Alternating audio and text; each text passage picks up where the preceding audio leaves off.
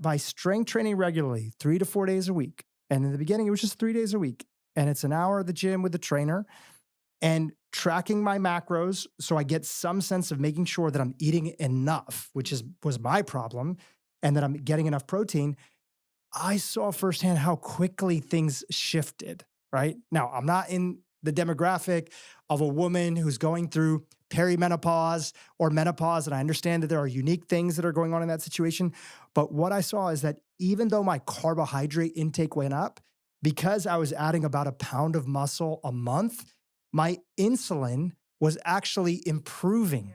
Even though it was in a good range, it was getting an even better range because I was simply growing muscle and not living as much of a sedentary life, getting in 10,000 steps a day.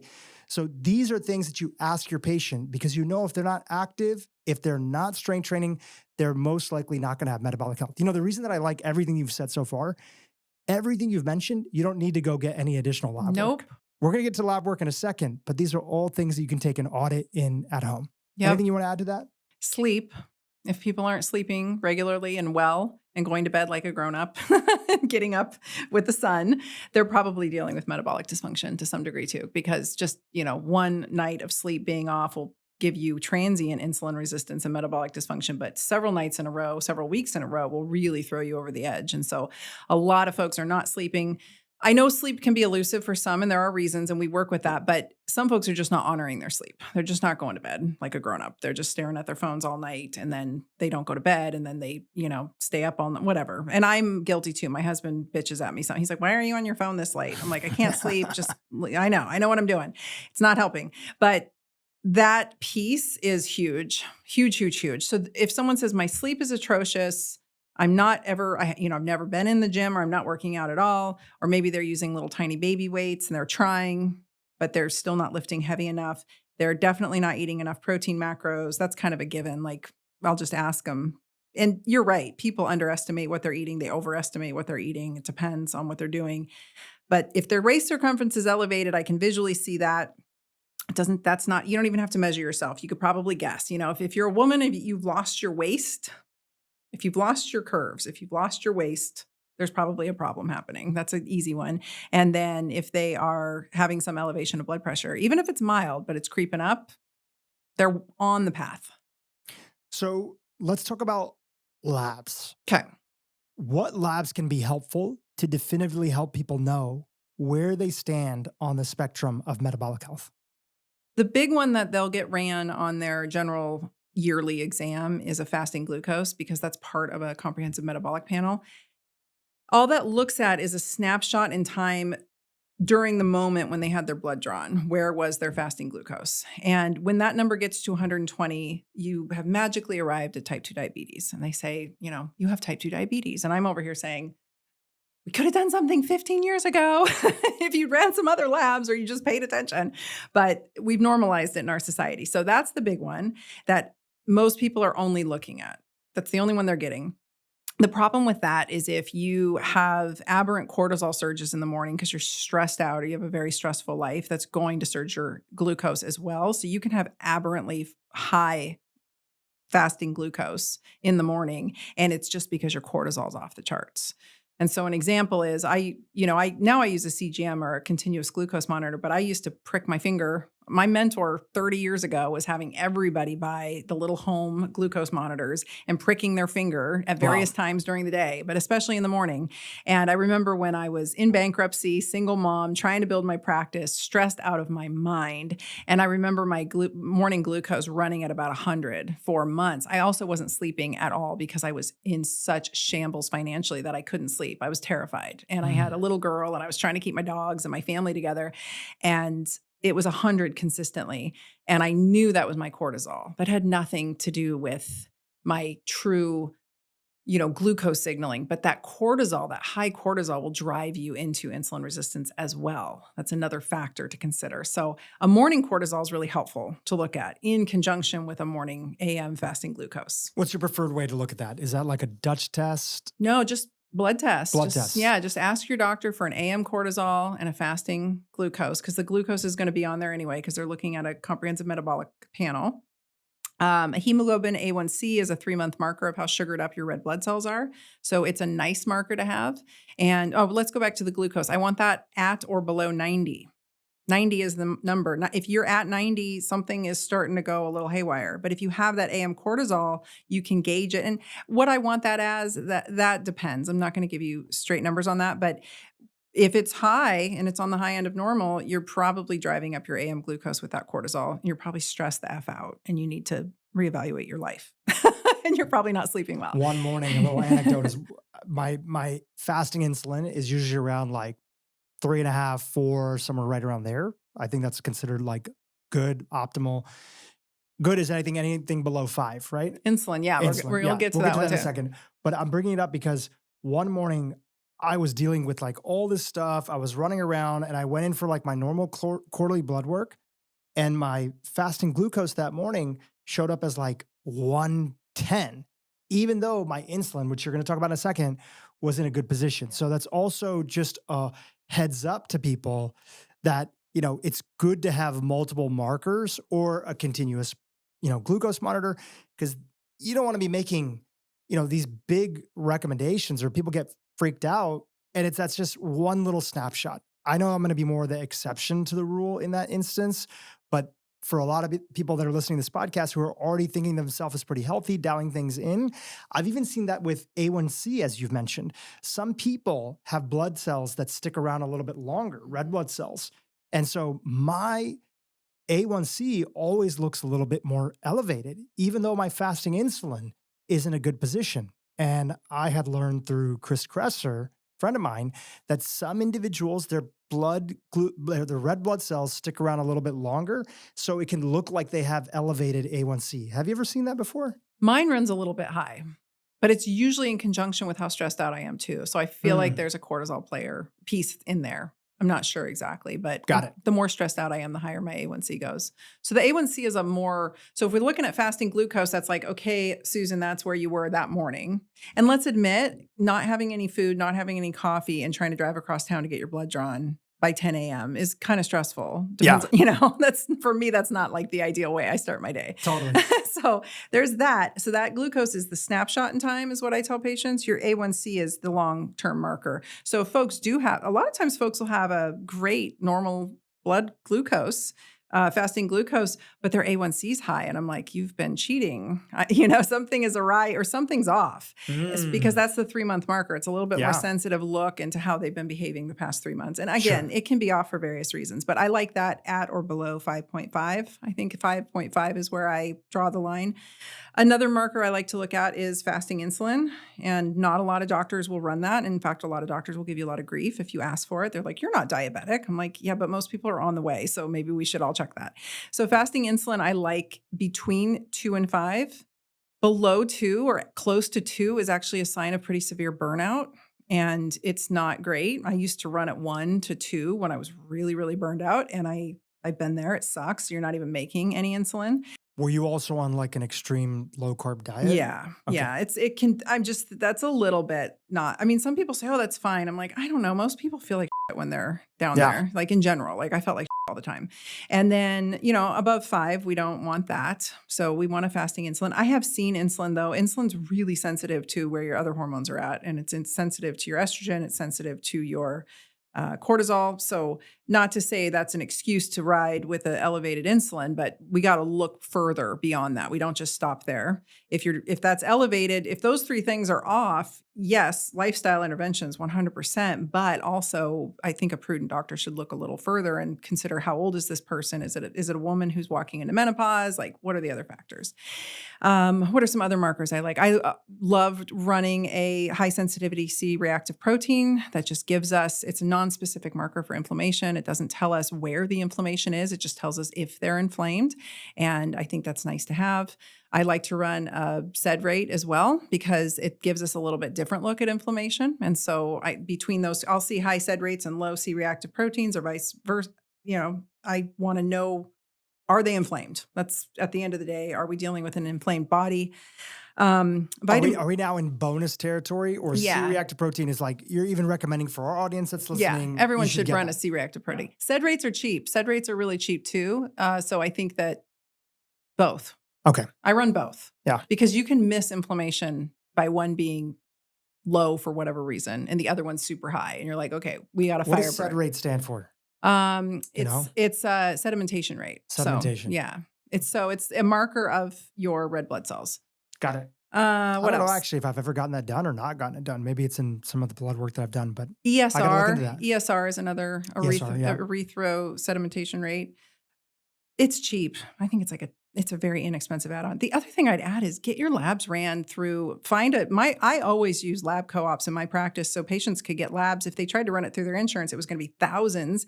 And if I ran them, it was like $200. Yeah. So there's so many great options now to get your blood done. There's kits you can order. There's so many things you can do at home, blood spot tests, like just take control of that and manage that, because sending that stuff off through your insurance is potentially going to land you with a massive bill that is so much bigger than what it would have cost you to just pay out of cash. And I also have never, ever trusted using my insurance for anything. And so I do everything I can out of pocket. Even when I was broken in bankruptcy, I was paying for things out of pocket because I just don't trust the system entirely. Yeah. My insurance doesn't need to see my lab work, My lab work's fine, but that's between me and the lab. That's just me putting on my tinfoil hat, but I've been that way decades before 2020 happened. I think vitamin D is really important. Vitamin D can tell us a lot. It's really hard to get someone's vitamin D up if they have a lot of adipose tissue on them and if they're inflamed. So if they're rocking a lot of inflammation, D won't come up. And it's the 25OH vitamin D. It just won't come up, but they might have a high 125. So these are extra add-ons, but vitamin D can be quite inexpensive. And right now I have no idea why, but the powers that be in the medical establishment are saying we don't need to run vitamin Ds on people anymore. It's like they cannot make up their mind, but we know that people had significantly poorer outcomes with COVID when their vitamin D was low. So really get your vitamin D ran, pay out of pocket for that. I think it's like $50. It's worth it. So that's an important one just to have around, because there's just so much correlation to things that we don't want happening with low vitamin D. We want to know where that's at, especially if you're a person of color and you have darker skin and you have darker melanocytes, you're going to not probably be making as much vitamin D in that 20 minutes outside that I would be. Yeah. And we're not getting as much sun. And that's typically how we've always gotten vitamin D. So if people are not making up for that with some supplementation, they're going to run into problems. Where do you like to see? You see a lot of different ranges, especially in the wellness, integrative, functional space. Some people like it higher. Some people say the body naturally down regulates to around 50. What's your goal of where you want your patients to be? 50 to 80, especially walking into winter. So every single late summer, early fall, my entire family starts on vitamin C, zinc, and D. I've been doing that for decades. It was really ironic because in 2020, I was not allowed to talk about that without fear of being deplatformed. And I was like, but we've been doing this forever. Like, I'm not talking about any particular virus. Like, this is just how we don't get upper respiratory disease. So vitamin C, zinc, and D. Yeah, 50 to 80, I think, is a good, nice number. And I think most people taking around 5,000 IUs a day, depends on how much sun you get. I actually find that as my health improves, my D goes up. So again, because I think it's related to inflammation. So I haven't really dosed vitamin D much at all in the past probably the last 2 winters. I've been a little lazy about it, but my D still remains in a... How much time do you spend in the sun every day? Oh, I get out in the sun every single day. Yeah, so that's morning sun, midday sun, and late afternoon sun, all 3 different types of sun. Because I'm getting different rays and having a different impact. But I live in Oregon, so it's like only 3 months out of the year that I get to do that. And then I try to travel as much as I can in the winter. I actually try to bank my D. So I try to get as tan as humanly possible by the end of summer, although that is causing me some skin damage and I'm feeling it at age 50. I'm starting to see the signs. I'm like, I think I need some lasers. I need somebody to resurface this.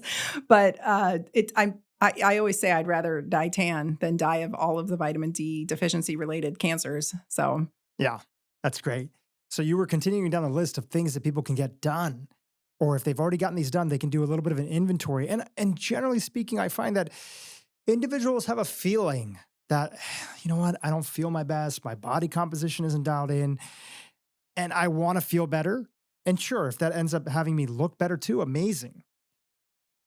And they need a little bit of that reminder to go back and say, okay, I know I'm not the healthiest, but everybody's not really that healthy. But when they hear about these labs and they start to add these things together and they hear that they're not, having at least some aspect of resistance training, you can always even start small and work your way up. At any level, you can do resistance training. You can even do it with bands. We interviewed the oldest female ninja warrior. Oh, awesome. She was on this podcast. Amazing. You would love her. I think everybody calls her friends call her Ginny. And she got diagnosed with osteopenia by her doctor. Yeah. And she came back and she was saying she was feeling very sorry for herself. This was at the age of like 58. And her daughter had been getting really into CrossFit. And she was like, Mom, you can reverse this. You can get stronger. And she's like, no, I'm too old. She said, no, you're not. And we go deep into her story. We'll link to it in the show notes. But she got serious and said, I want to start strength training. And in the beginning, it was like she couldn't even do one pull-up, right? And that's a lot of people. So they get intimidated. And she said, look, work with a trainer. There's plenty of things you can do. Strengthen your back. That'll help you do pull-ups in the first place. Yep. Start off with resistance bands if the weights seem too heavy. And little by little, she stuck with it. And by the time that she turned like 70, 72, she was competing in her first official competition as the oldest American ninja warrior. That's amazing. I think I've seen her on Instagram. She's been on all these viral reels. You can do it at any age. I mean, you can do it at any age. Yeah. She added a ton of muscle mass and she feels amazing. And then she went back in to check because I think osteopenia is on the way to osteoporosis. And they said, you must have gotten misdiagnosed because there's no evidence here that you have osteopenia anymore. And obviously she knew that her lifestyle was making a difference and her body and her bones and everything were getting stronger. So wherever you're at any age, maybe you find a trainer, maybe you start at the YMCA, you can get started. So these are all the things that people can do at home, right? Yeah, and there's a few more labs. Let me just quickly mention. Please. Well, let me say this first. Osteopenia and osteoporosis are just metabolic dysfunction of your bones. It's literally diabetes of the bones. And osteoarthritis is diabetes of the joints. So people don't realize that. That's all part of this. So if you're suddenly plagued with a bunch of, degenerative joint disease in your middle age, ironically, as your waist circumference is expanding, that is the insulin actually impacting your joints and leptin and the whole signaling cascade getting screwed up. That's one of the reasons I love GLP-1 so much. So that's a whole other thing.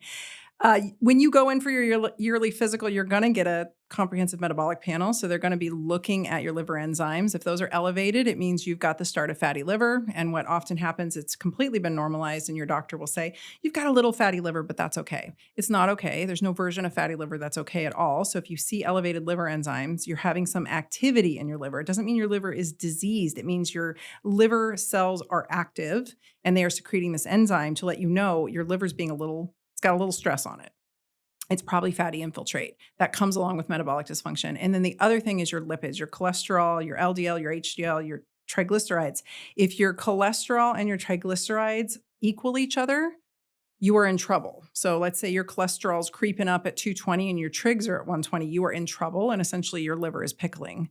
It's not a good sign. Your lipids are off. Now, lipids can get off because of thyroid dysfunction and because of hormonal dysfunction, but most notably it's due to metabolic dysfunction. So I remember I had a fellow student in chiropractic college. I was like the token naturopathic doctor in the chiropractic college. So like all the dudes would come up and be like, hey, Tina, can you explain this to me? And I understood labs really like a ninja as myself. So I was like, yeah, this guy shows up and he's super fit. He's Korean and he's super fit, very well muscled, probably the best adjuster in our school, like fast and really into martial arts. And like, just so he would take his shirt off and you were like, damn, that guy's in good shape.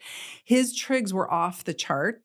His cholesterol was creeping up and like off the chart, like what would that look like? It was in the 200s. I mean, 200s. It was not good for him. I remember looking at his labs and him being like, what is going on here?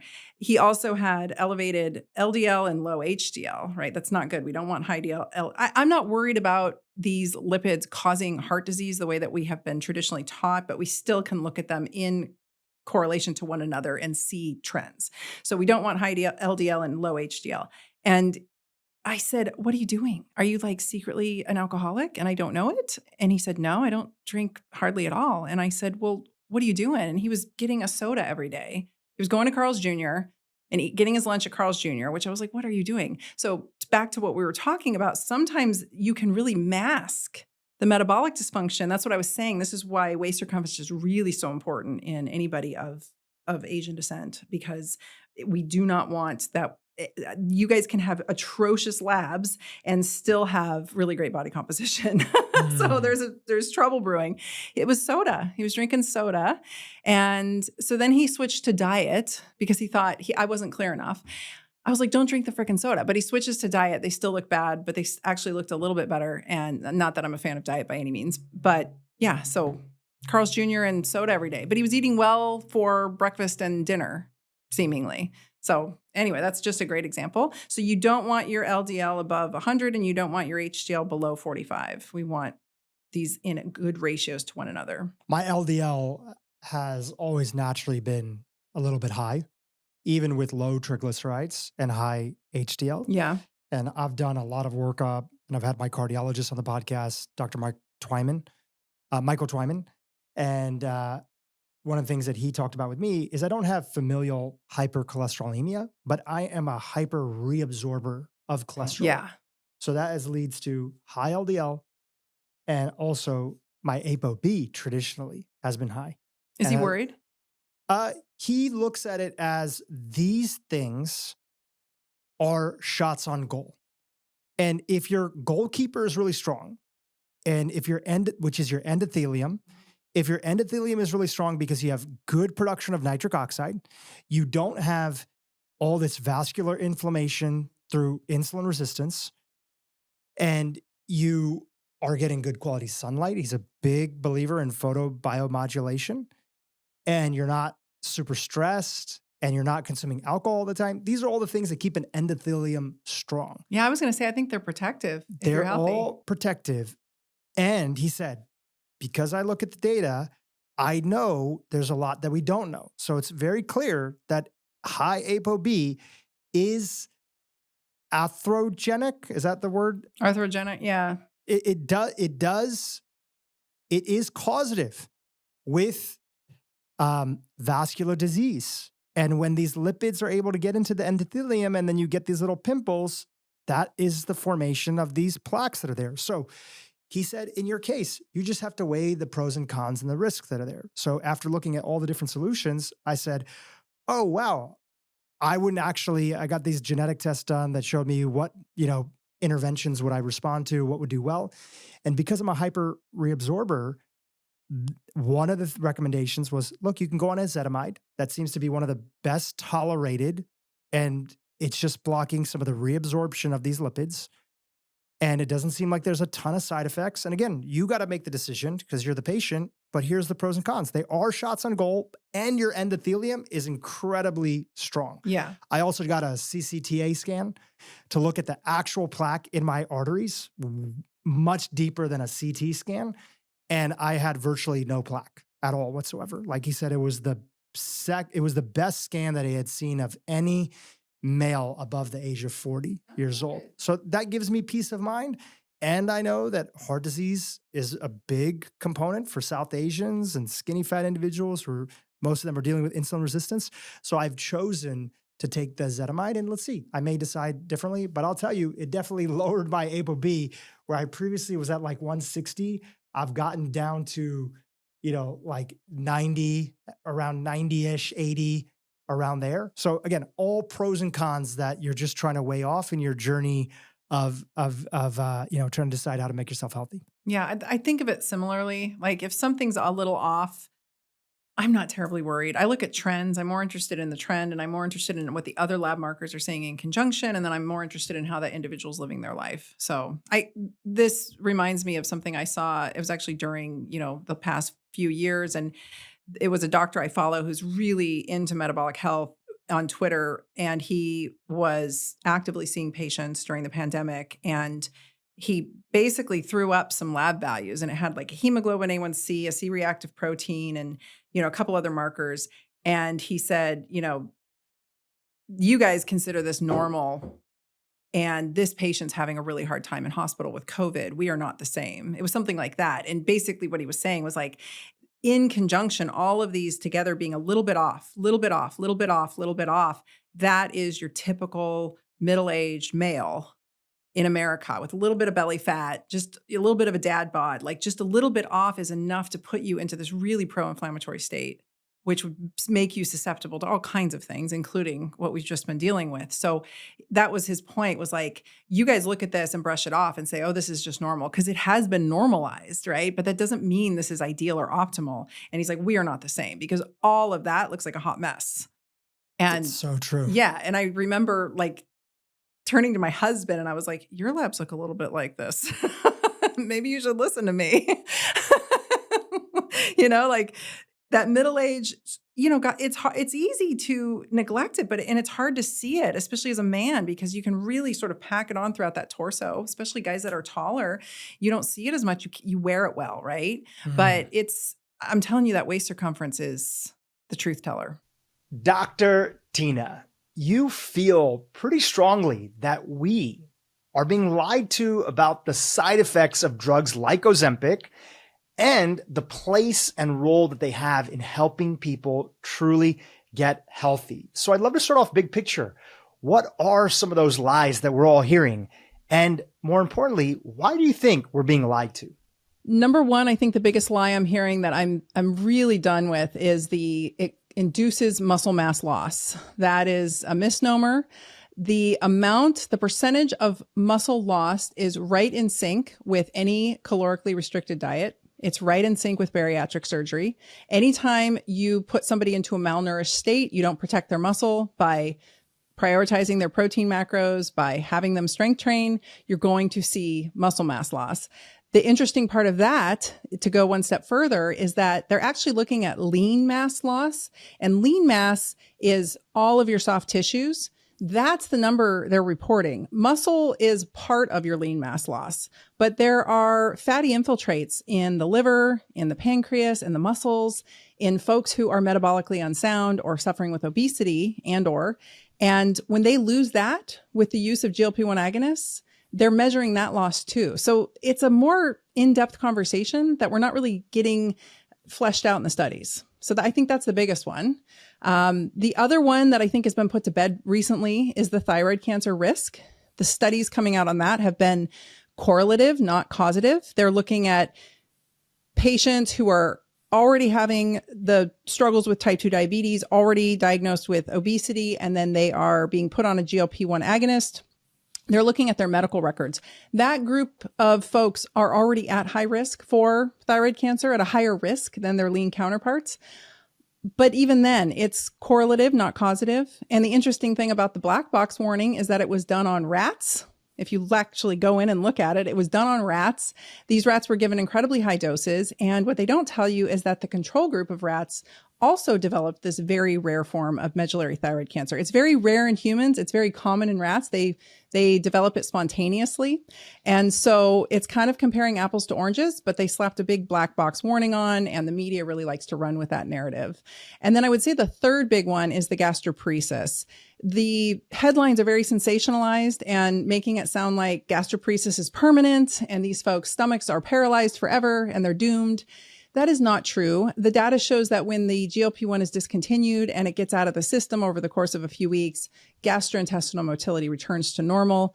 The other part they're not telling you is that folks who are suffering with type 2 diabetes and obesity are also at risk. Well, I should say more type 2 diabetes usually have some obesity with it. They're already struggling with gastroparesis. Their vagus nerve is being sugared up by the hyperglycemia that they're suffering with through the diabetic process. And it's actually destroying the vagus nerve, which is causing gastric motility to stall. And so they're not really being diagnosed in the early stages. They're being told, oh, you have GERD, you have reflux, here's some Pepcid. And then they get thrust on this super high dose of GLP-1 agonist, their stomach shuts down temporarily, and then we hear all about it all over the clickbait headlines. So I would say those are the big three. So let's be clear, this episode isn't being sponsored by Big Pharma. You don't work for Big Pharma. You're not on the payroll of Novo Nordisk. Why are you out there setting the story straight from your perspective about the potential of these drugs? What's your why? Well, first of all, I am in the world of naturopathic medicine. I am licensed in the state of Oregon to prescribe. I have full prescribing rights here. And I've always used compounding pharmacies. And so I knew that these were available in compounding pharmacies, which gives us the luxury of playing with the dose. And I initially started studying these for very personal reasons. I personally was struggling with this sort of like middle-aged chronic stress situation that was happening. My cognition was getting compromised. I was noticing it significantly. And I was starting to have a pretty significant flare in my psoriatic arthritis. I have access to things that most humans don't. I am in the world of regenerative medicine. That's my background. That's where I spent 20 years in medicine. And everything I knew was not working. And so I kept looking and looking further. And it was actually my podcast producer. He wanted me to do an episode on Ozempic. And I was like, okay, well, let me research these. And the first thing I realized was that it is a peptide. It's not a drug. It's a peptide. Peptides are just strings of amino acids that insert themselves where they need to go, and they heal tissues. They're regenerative. They're usually anti-inflammatory, and they're healing. That was very familiar for me in the regenerative medicine space. They just happen to get co-opted by big pharma. So I'm not even talking about the big pharma versions. I'm generally speaking about the compounded versions when I talk about this. And I got to thinking, well, what do they do in the body? Like, what is the mechanism outside of this weight loss conversation we're having? Because I knew that they'd been on the scene. This family of drugs, if you will, has been in use for 20 years. With safety and efficacy behind it, millions of prescriptions. It wasn't until the last few years that the weight loss conversation came up and everybody started losing their minds. And so I started looking, that raised an eyebrow. Like when everybody runs in one direction, I'm like, this smells of propaganda. So immediately I had to dig in because I love that stuff. And I found data that was just not at all what we were being told. So of course I had to keep going. I initially did a podcast about it because I found neuroregenerative, neuroinflammatory protection, decreases in pain, musculoskeletal. That's my world. So that's the first place I started looking. And when I found that data, I was like, this is not adding up with what the mainstream media is feeding us right now. And this was last summer when it was like at the full height, the full frenzy. And I was watching all of the functional medicine community get involved too, with the propagandized narrative. And I was like, this is so weird. What is going on? This was like a social phenomenon. So I launched a podcast about it on my show and people lost their minds. And that's when I knew there's something going on here. So I kept digging. I kept finding data supporting its binding to receptors in different parts of the body and having these incredible healing impacts, and really good data to support this in animals and in humans. And that's kind of where this all started for me. So I started using them. I'm my own guinea pig, got really profound benefits. And I started using them in my patients and in my family. And I'm talking tiny doses, not the standard dosing that folks are getting from the brand name. And the results across the board for various uses, only one person I put on it for weight loss. Everybody else was for various different reasons. And the results have been incredible. So I'm beating this drum because I really want people to understand that there are other uses outside of diabetes and weight loss that these peptides can impact positively. You mentioned some of the lies from mainstream media, but you also mentioned how your own community, which is made up of people that are into organic and wellness and holistic, who come from all sides of beliefs and the political aisle, that they revolted against this idea that how dare you talk about Ozempic, semaglutide, and these GLP-1 agonists in a positive light. If you would summarize a lot of the views that they have adopted, which many of my community might still have, how would you summarize those views? I don't want to put words in people's mouths. I feel like, one, it's popular to jump on it. And you know how the social media world is. When one narrative starts going and it's a big, speaking point, everybody has to make a piece about it. So everybody had to do something. Everybody had to jump in and say their 2 cents about Ozempic. But I feel like they all jumped prematurely and they all sounded like they were parroting each other. And they all sounded like they were parroting mainstream media. So that's really what raised my hackles. I was like, this doesn't make sense. These are smart people. These are thinking people. These are people who, I pushed back pretty hard over the past few years against the going narrative.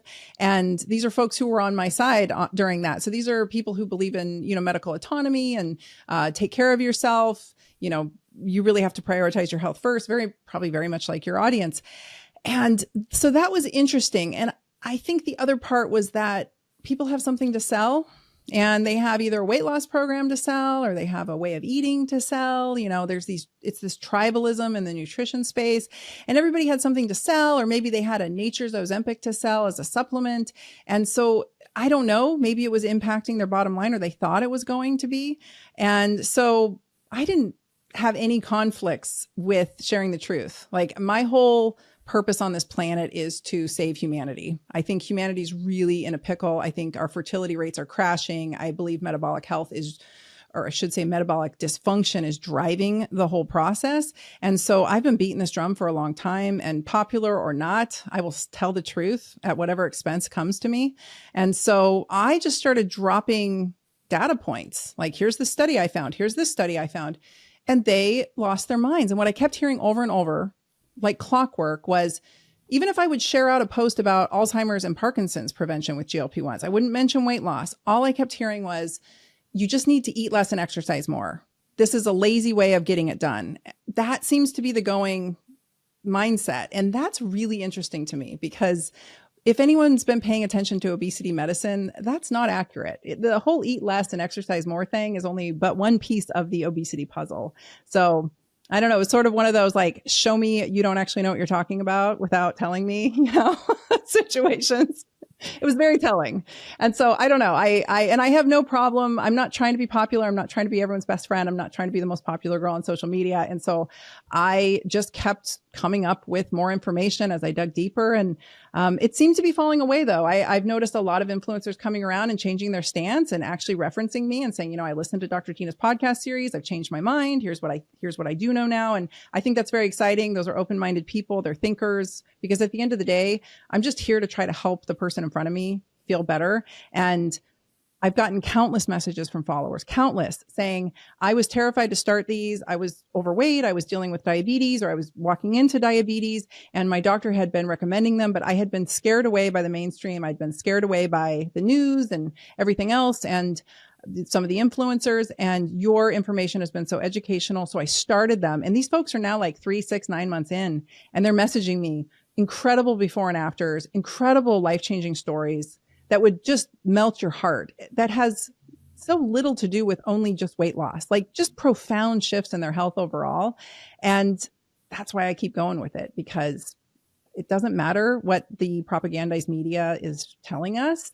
That story is not true, as we have seen in the past few years. They don't always tell the truth.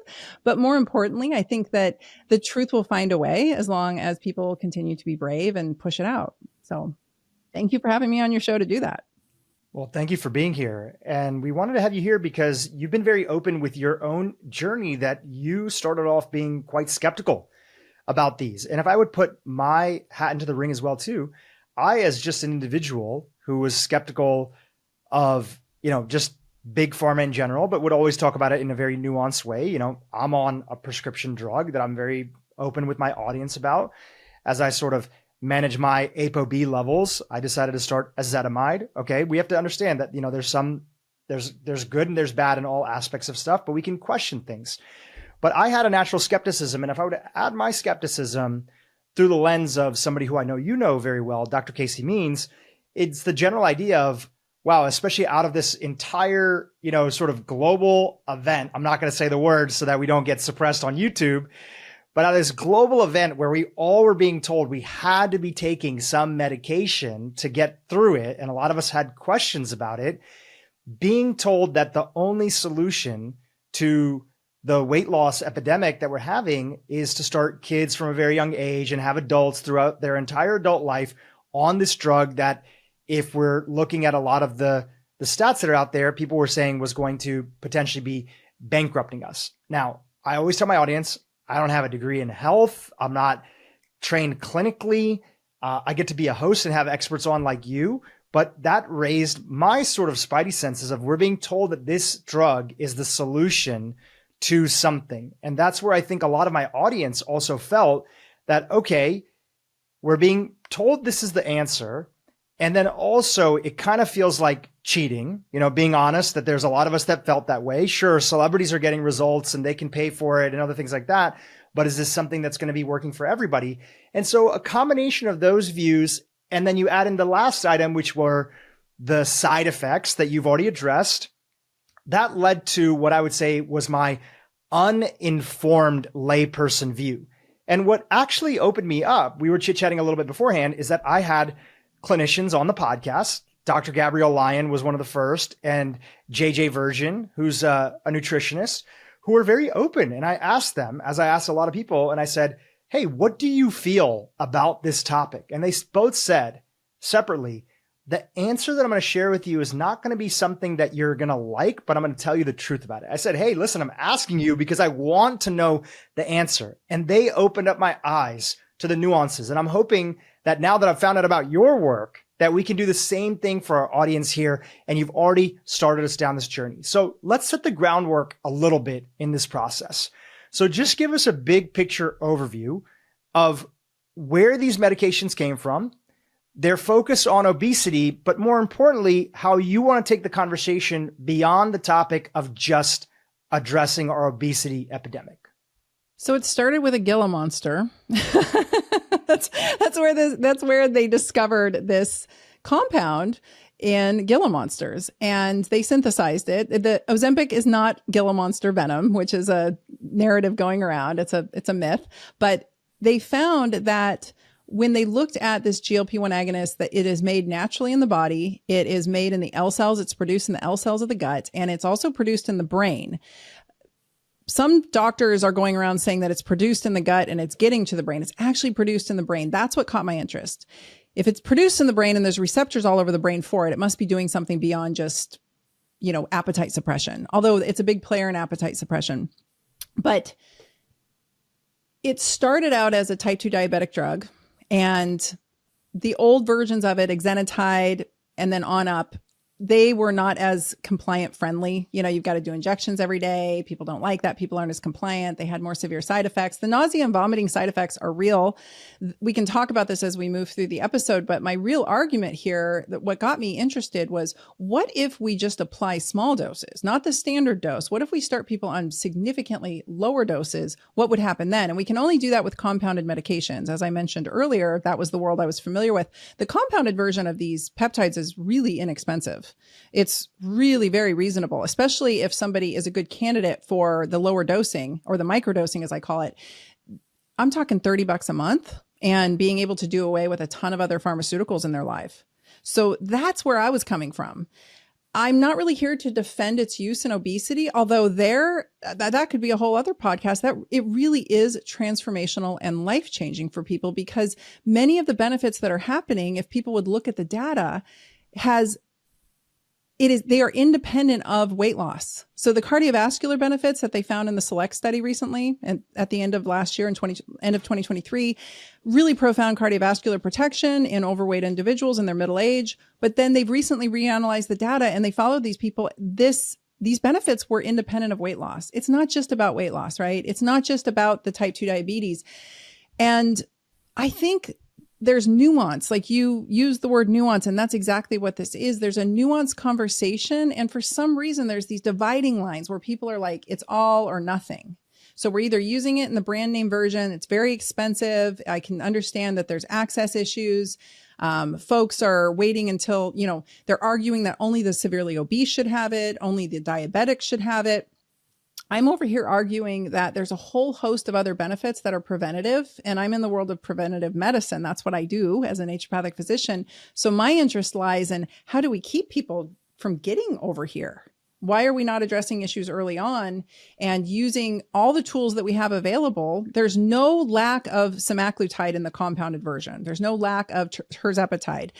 It was actually Gabrielle Lyon. I had a conversation with her. I called her and I was like, what do you think of these? Because I was scared too. I was hesitant. I was scared. And she's like, do it.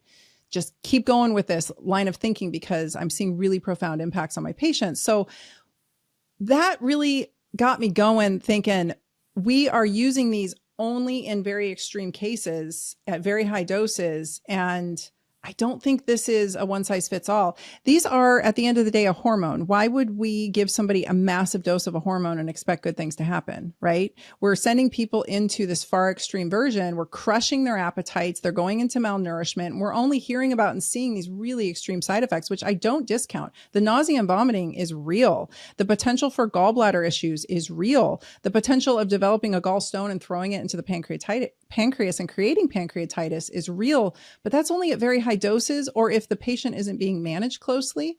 And I'm over here in the world of nuance, which is huge and uncomfortable for people. As we saw in the past few years, people don't like nuance. They want it to be very clear cut. It's the same tribalism with diets. Do I go carnivore or do I go vegan? What's the answer, doc? I need to know. That's not how it works. And so my interest in it was getting the word out because the plethora of benefits may not only be regenerative and healing and anti-inflammatory and life-changing for people, but it also opens the door to them not needing a whole slew of other pharmaceuticals, which that's the conversation that I'm trying to have, because folks are put on these lifestyle medications like high blood pressure, statin drugs, all these drugs. And they're like, okay, doc, I'll be on these forever. No one says boo. And nobody would wait until someone had a heart attack before they'd give them a blood pressure medication. And yet we're handling Ozempic very much like that. Unless you're extremely over here, you don't get to have it. And then if you do use it for any of those reasons, let's talk about the people who lose the weight and are still on it. They're messaging me, telling me they're getting dirty looks from their pharmacist because their pharmacist is like, you don't need this. You're thin. Well, she didn't used to be. She used to be 150 pounds overweight. But I don't think we need to wait until people are 150 pounds overweight. That's really what brought me to this conversation. And I just think it's a different conversation. Unfortunately, in medicine, things have gotten really black and white and divisive. And then people pick camps because we've been trained that way over the past couple of years. So I don't know if that answers the question, but that's where I'm at with it. You mentioned the benefits, and we're going to go deeper into your story here in a little bit. You've actually been using these compounded peptides, as you like to refer to them, right? Because that's what they are. You've been using them on yourself. You've been using it on your family members. In fact, your daughter had a really interesting experience being on them as well, too. We're going to talk about that in a second and why you decided to use it with them and what their benefits were. But just big picture again, you mentioned benefits separate from obesity, which obviously that's a big one. You know, you mentioned Dr. Gabrielle Line. She was on this podcast saying, sure, even if there are some side effects that are there, which there will always be side effects with drugs, you have to also understand that heavy side effects, there's nothing more dangerous than being severely obese when it comes to your risk of cancer, when it comes to your risk of heart disease, and many other chronic conditions. So that's been well established. So let's put obesity to the side. What have you seen from your patients that you've been microdosing with when it comes to the list of the benefits, especially women that you've been working with that are around that same age range that you're in, where they're dealing and they're navigating through perimenopause, or they're firmly in menopause and they're struggling with some of the challenges in their own health journey? The really interesting thing to me is that my job is to optimize patients' health. That's it. Like, I optimize their health. I'm a regenerative medicine doc. I'm a longevity medicine doc. When a patient presents to clinic, especially a middle-aged woman who we know is going through hormonal shifts, and she says, I literally just put on 15, 20 pounds out of nowhere, and I don't know what happened. I didn't change anything. And I know these women. They're lifting weights. They're going for walks. They're minding their sleep. They have their circadian rhythm on point. They're doing all the things. That raises an eyebrow. That's actually the point to intervene at, because if we let these women continue on, the next step is going to be high blood pressure, and then they're going to need a high blood pressure medication. And then the next step beyond that is going to be perhaps a statin drug. This is if they're in the allopathic system. And then the next step beyond that is they're going to wait. Another, diabetes is a 15, 20-year process. That's what nobody's talking about. And the bulk of my patients, even 20 years ago, when I would run labs on people, the bulk of them would have some level of metabolic dysfunction, even if it was just a glimmer. And so I've always taken that very seriously. That's always what my platform has been about, is getting people's metabolic health in order. I mean, I was telling people to lift weights and eat steak a long time ago when the big health influencers were telling them to go vegan and do yoga. I was not popular. I was not popular then. It still tends to not be popular, but that is a red flag to me, that weight induction. That means that insulin resistance is starting. That's the beginning of metabolic dysfunction. And there's a whole slew of downstream effects that happen that are not good. And the end of that trail is type 2 diabetes. But for some reason in medicine, we wait until they get there before we do anything. And that's, again, a 15, 20-year destructive process. They're having cardiovascular changes, they're having capillary changes, they're having retinal changes, kidney changes. All the same impacts of type 2 diabetes is happening when they're on that spectrum. And then suddenly they hit the magic number of type 2 diabetes. That's where everybody's headed in the United States. 2018 data showed that roughly 94% of US adults had cardiometabolic dysfunction. That's probably gotten worse since 2018, since lockdowns and, what have you. So this is an emergency, in my opinion. It is driving our fertility crisis. It is driving so many issues. And I firmly believe it drove the poor outcomes of the past few years. And so if there's a tool in there a lever I can pull to shift that and to get people into a more metabolically sound state, I'm going to pull it as early as humanly possible. And that's what I'm trying to talk about with these.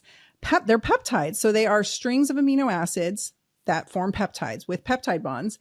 Strings of peptides form proteins. So in its most simplistic sense, that's what these are. Semaglutide is bioidentical to our own endogenous GLP-1, except it's been tweaked with a little extra lipid to make the half-life longer. So there's a longer half-life in the body. None of my patients are getting side effects, not even nausea. We're not even dosing them to nausea to side effects. There's no point in that. And we're still having really profound changes. I got a video today from my mom. So my dad is the only one that I've got on this for weight loss, for like real frank weight loss. And he's the only one I'm dosing into regular dosages. And he's still not very high up, and we've gone very slow with it. So slow and low is the motto. And my mom sends me a video today of him in his skinny jeans. I mean, this guy was like chair-bound, housebound, hasn't been out to my home here in the past 4 years that I've lived here, 5 years. Really living a hermit's life, so obese he can't walk around, falling down a lot, having a lot of cognitive issues following a stroke, like just really one foot in the grave, if not both of them. And we just were at the point where like, he's not going to make it to Christmas. So I put him on semaglutide, very low dose, very slow, like I said. And my mom sends me a video today, and I'm not joking. If anyone wants to know where I get my sass from, it's my dad. He's like shaking his booty in his jeans. His lights are on. He's making jokes. He's lost, I think, only like 40 pounds, and he's still got a ways to go, but he's happy and he's excited. Like he has hope in his eyes and in his heart. My mom is on it because she has Crohn's disease. And so she has chronic joint pain, tip to toe, chronic joint pain, has had it my whole life. Really, really incapacitating. She doesn't complain. She just trucks on. And I've got her on the tiniest dose. All of her joint pain's gone. Her lights are on. So I'm using it in both of them to stave off dementia and to keep their brain sharp. My daughter has PCOS pretty severely. She's had it since she was a child. I found it on labs when she was like 6 years old. And this is a kid that grew up in a naturopathic home. So, she was being fed well. It's just, this is kind of where we are as a species at this point. A lot of young women are dealing with PCOS unbeknownst to them. And they're walking into young womanhood and they're dealing with infertility, and nobody's told them they've been rocking PCOS for a long time here. So hers was a really big turnaround. She's a bit neurodivergent. She's also very much homebound, suffers from a lot of depression and anxiety. And the results with her have just been incredible. All of her cystic acne cleared. Her PCOS symptoms went away. Her menses regulated. She's out in the world. She's got friends. She's got a boyfriend. She's like living life like a normal young woman should be. It's just been completely remarkable. Like it makes me want to, like when I see her now, she's just so beautiful, and she's functioning. She's beyond functioning. She's participating in the world where she was not before. My husband, I've got him on it for cardioprotective reasons because his parents were adopted, both of them, and they both have cardiovascular issues. His dad dropped dead of a heart attack. So we've got him on it for that reason. Also, smoking cessation, it seems to work well on. Alcohol cessation, it seems to work well on. So these are all reasons that have nothing to do with weight loss that I'm seeing really, really significant turnarounds. For myself, massive improvements in mental outlook, mood, anti-anxiety, antidepressive, significantly improving my autoimmune symptoms, significantly reducing my pain, my psoriasis. This is all independent of weight loss. There is the bonus of a little bit of weight loss. Everybody has enjoyed a little bit of a kind of a layer of fluff coming off, but that's not what we're doing it for. And we're not cranking anybody into moving past their set point. Everybody's just sort of dropped whatever excess they had on them, sort of regulated out at their, what I call their fighting weight, where they're just, I am where I was in 2019 before all the stress. And it's just been remarkable that way. So I think used appropriately, they can be done. I mean, yeah, we want to optimize everyone's metabolic health. So that's helping everybody, but not everybody needs weight loss. But for those who do, that is, I think, a viable tool if done correctly. However, we've got a whole subset of humans over here who also could benefit that have just a plethora of different conditions that they're dealing with. One of the criticisms that we heard from a lot of the people in the holistic, functional space was a line that sounded like this, which was, hey, depression doesn't exist because of a Prozac deficiency. The heart disease is not a deficiency of statins. Yeah. And so on and so on. But where it's a little bit nuanced here, and you correct me if I got this wrong, is that you actually do feel that one of the primary ways that these drugs work, and why you are listing off a whole host of things that actually sound very attractive to a lot of our audience, is you actually do feel that there is a GLP-1 deficiency that we're going through in society today. Number one, did I get that right? And number two, why do you feel that way? That is correct. And I want to clarify, because I had an obesity doc question me on this on social media recently, and I want to clarify. There's frank deficiencies that are congenital. There's deficiencies due to genetic reasons. People come out not making enough of something. There's also functional deficiencies. And in the world of functional medicine, which I know a lot of the allopathic community wants to snub their nose at, but this is not anything woo-woo. If a system is out of alignment and the hormonal system is being driven down, or some other production system in the body is being driven down because of an individual's poor health, that's a functional deficiency. We can correct that by supplying the necessary hormone or the necessary peptide while we correct their overall health. So it's not one or the other. It's not just crank the peptide and hope for the best. And I'll give you an example. Thyroid. When somebody's really stressed out, when their adrenals are pulling on them, when maybe they've been encountering toxicity, what have you, maybe let's say a hairstylist, that's a classic, they're up in chemicals all day. They will have a functional thyroid deficiency. I give them thyroid hormone. I don't give them crazy high doses, but I give them physiologic dosing to get their symptoms to abate, to get them where they feel better. Now, an endocrinologist would say, well, your labs are normal. You don't have any issues. You don't need any thyroid hormone. But I'm telling you, profound changes in their health. Their migraines go away. The weight starts coming off of them. Their cognition returns. That is an example of a functional deficiency where I'm going to apply a hormone at a physiologic dose. And so that got me thinking with this, what's going on here? So I dug into the data, and we see with obesity, with diabetes, and with fatty liver that these folks definitely have a GLP-1 deficiency. But what's driving that? I do think it's the metabolic dysfunction. I do think it's the obesity. I do think that is driving that. And then I went one step further. Elevated insulin due to insulin resistance will induce a GLP-1 deficiency. It'll drive GLP-1 down. That's how they work in concert. So it's a functional deficiency. I don't know necessarily if we're talking about genetic deficiencies, although I've had a few colleagues tell me that there are genes that code for GLP-1. We don't have any good tests for GLP-1, so it's hard to say where people are at. But that doesn't mean I'm not going to supply the peptide that they need, right? Does that make sense? Did I explain it well enough there? Yeah, you did. Okay. So I'm going to give them a little bit of something to make them feel better. And does that mean they need it forever? No. But we want to correct the deficiency. And I think a lot of people are walking around with that, not just folks in that category that I just described. I think there's a lot of us for various reasons. Here's a great example of a functional deficiency. Since GLP-1 is secreted from the L cells in the gut, how many folks do you know that have gut issues? Pretty much everyone, right? Leaky gut, gut dysbiosis, IBS. Some folks have inflammatory bowel disease like Crohn's and ulcerative colitis. Those people's guts are smoked. And I don't know if their L cells are working so well. There's also just age. Age will atrophy the gut lining over time. There's a lot of things that will mess up the gut lining over time. And that's going to impact the cells that secrete what they need to secrete. So that's a functional deficiency that I want to correct. And that's more what I'm talking about here, is that why are we not even considering that? I realize it's not easy to test for, but I think we can look at a symptom picture, or we can even apply something experimentally at such a low dose. I'm talking such low doses in many cases that there's no risk of danger, to see if the person feels better. And then we go from there. That's how we proceed in a functional medicine perspective, is like, we got to test and we got to try it out and we got to see how they do. And that's how we find out where, what they're missing, what's happening. I might give somebody a little progesterone without even testing them, just because their symptom picture adds up. And I give them a little touch of progesterone and their whole lives change. So that was the outlook I was having with GLP-1s. I was like, what if we just apply a physiologic dose, and that's going to be different for everyone. What if we apply that based on what I know of the person, the individual sitting in front of me? Let's see what happens. And that's when I've just been blown away. So yes, some people do have an Ozempic deficiency, straight up. And we have tons of data to support that. But there's also probably a whole subset of people who are having GLP-1 low levels. I guess we could call it a deficiency, a functional deficiency, and they might be in need of a little bit of this peptide too. That's my opinion. Dr. Tyna, I want to get more serious about resistance training. What do you tell them to help them on that journey?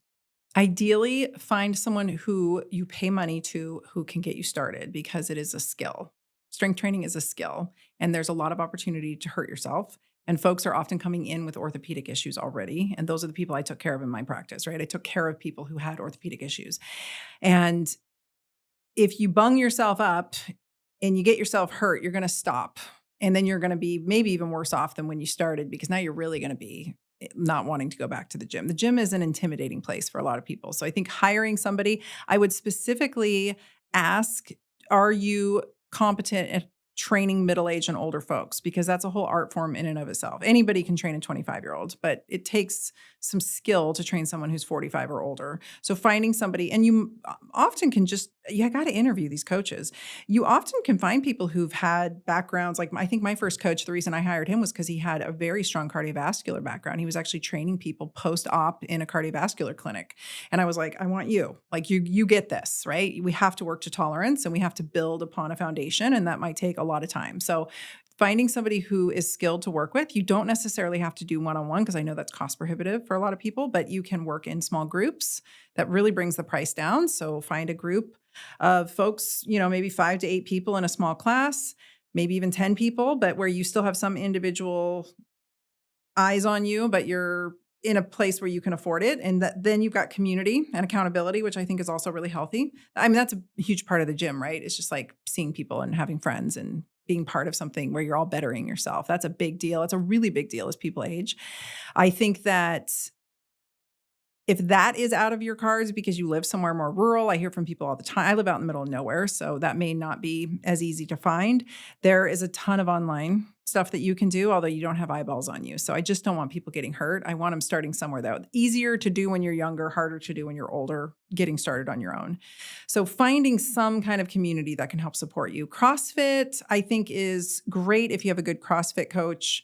Not a fan of like Barry's Boot Camp, Orange Theory, all of that. I think those just exhaust people and burn their adrenals out. I think it's way too much. That's not strength training. I'm talking about slow and heavy, and finding somebody that can work with you on that. If you have to start at home with bands or small weights, that's fine. Body weights, actually, it's very difficult to hold your own body weight up for a lot of people. It's easier to start with weights sometimes. So kind of depends on where you're at. But if you have orthopedic faults, probably better money spent than hiring a functional medicine doctor. Yeah. Strongly believe that. Patients would come into my clinic. They'd want the full laboratory workup. They'd want the full regenerative injection therapy workup and treatment. And I'm like, why don't you spend all of these thousands of dollars on a strength and conditioning coach and come back to me in 3 to 6 months and tell me you don't feel better? And in many cases, and I'd send them all to the same gym because I knew these folks could train older folks or folks that had orthopedic compromise. And I would see them in the gym later and I'd be like, hey, how's the shoulder? They're like, it's great. Don't need you anymore. I'm like, okay, good. I did my job. I could have made a lot more money just shooting them up, but that's not the right thing to do. Oh, that's great advice. You're really helping people understand prioritization. Yeah. And that if they're focused on their body's innate ability to take care of itself, that's you don't naturopathic have medicine. to get involved with all these things, or you need less of the tools. Yes, that are out there. I want people to have less. I don't want people taking 18 supplements and doing all. I mean, the biohacking community is cool that it got people interested, but like it really became a lot of overkill to me. I just feel like simplicity is so much easier to manage long-term for people. I'm trying to build a foundation so that you're a tough old broad and you don't break your hip. Yeah. There's biohacking as a sport. And just like Yes. there are sports where people get into all the statistics and this team versus another, and they get so emotional about stuff. And it's a sport, right? Yes. In that same way, we got to look at the biohacking stuff that's out there and say, okay, this is sport. I get that these people like to compete at this sport. That doesn't mean I need to pretend that I'm Tom Brady and start living or spending or try to live my life like he does because I think that that's what I need to do if I'm interested in football, when generally you can have a lot more fun and save money if you just do things in a more simple way. So you can see a lot of the biohacking that's out there. It's a sport. People have a lot of different incentives to promote different things. And instead, you could just focus on the basics that are there. You're going to get a tremendous bang for the buck if you just focus on the basics. Yeah. And you get really good at them and you repeat them, which is not sexy and it's boring. People want sexy. People want to nerd out on stuff. I feel like too, guys like gadgets. So biohacking is really fun because it's like all these gadgets, but you just need some things that are basic and you need to do them consistently. And there's also this neurosis that happens, this like orthorexia and this neurosis that can occur with all of this journey for people. And they get way overwhelmed and they get totally freaked out and they start hyper focusing on like different lab markers and different this and that. And I'm like, dude, the cortisol is killing you.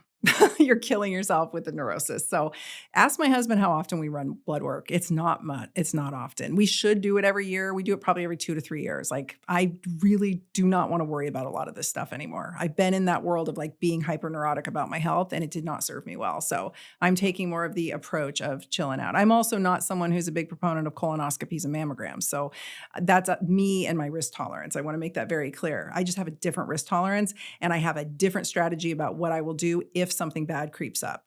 Like I'm not of the ilk of like run every single lab and do every single thing. I think that's heroic medicine. And I think that's also done a lot of damage to our society. So I am much more of I will, do we want to run these lab markers? And I ask patients this, do you really want me to run all of this to see what we find? Is it going to change the treatment any?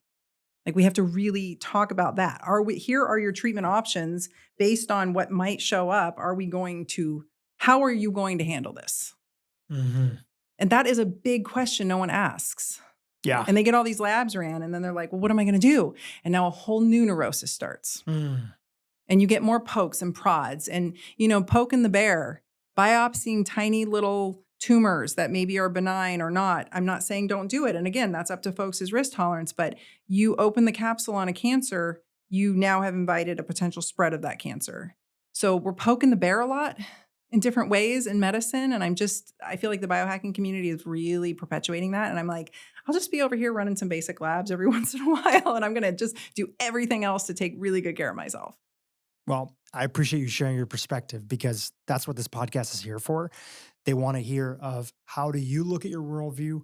What options do you present with your patients that are out there? And I want people to have access to all the information.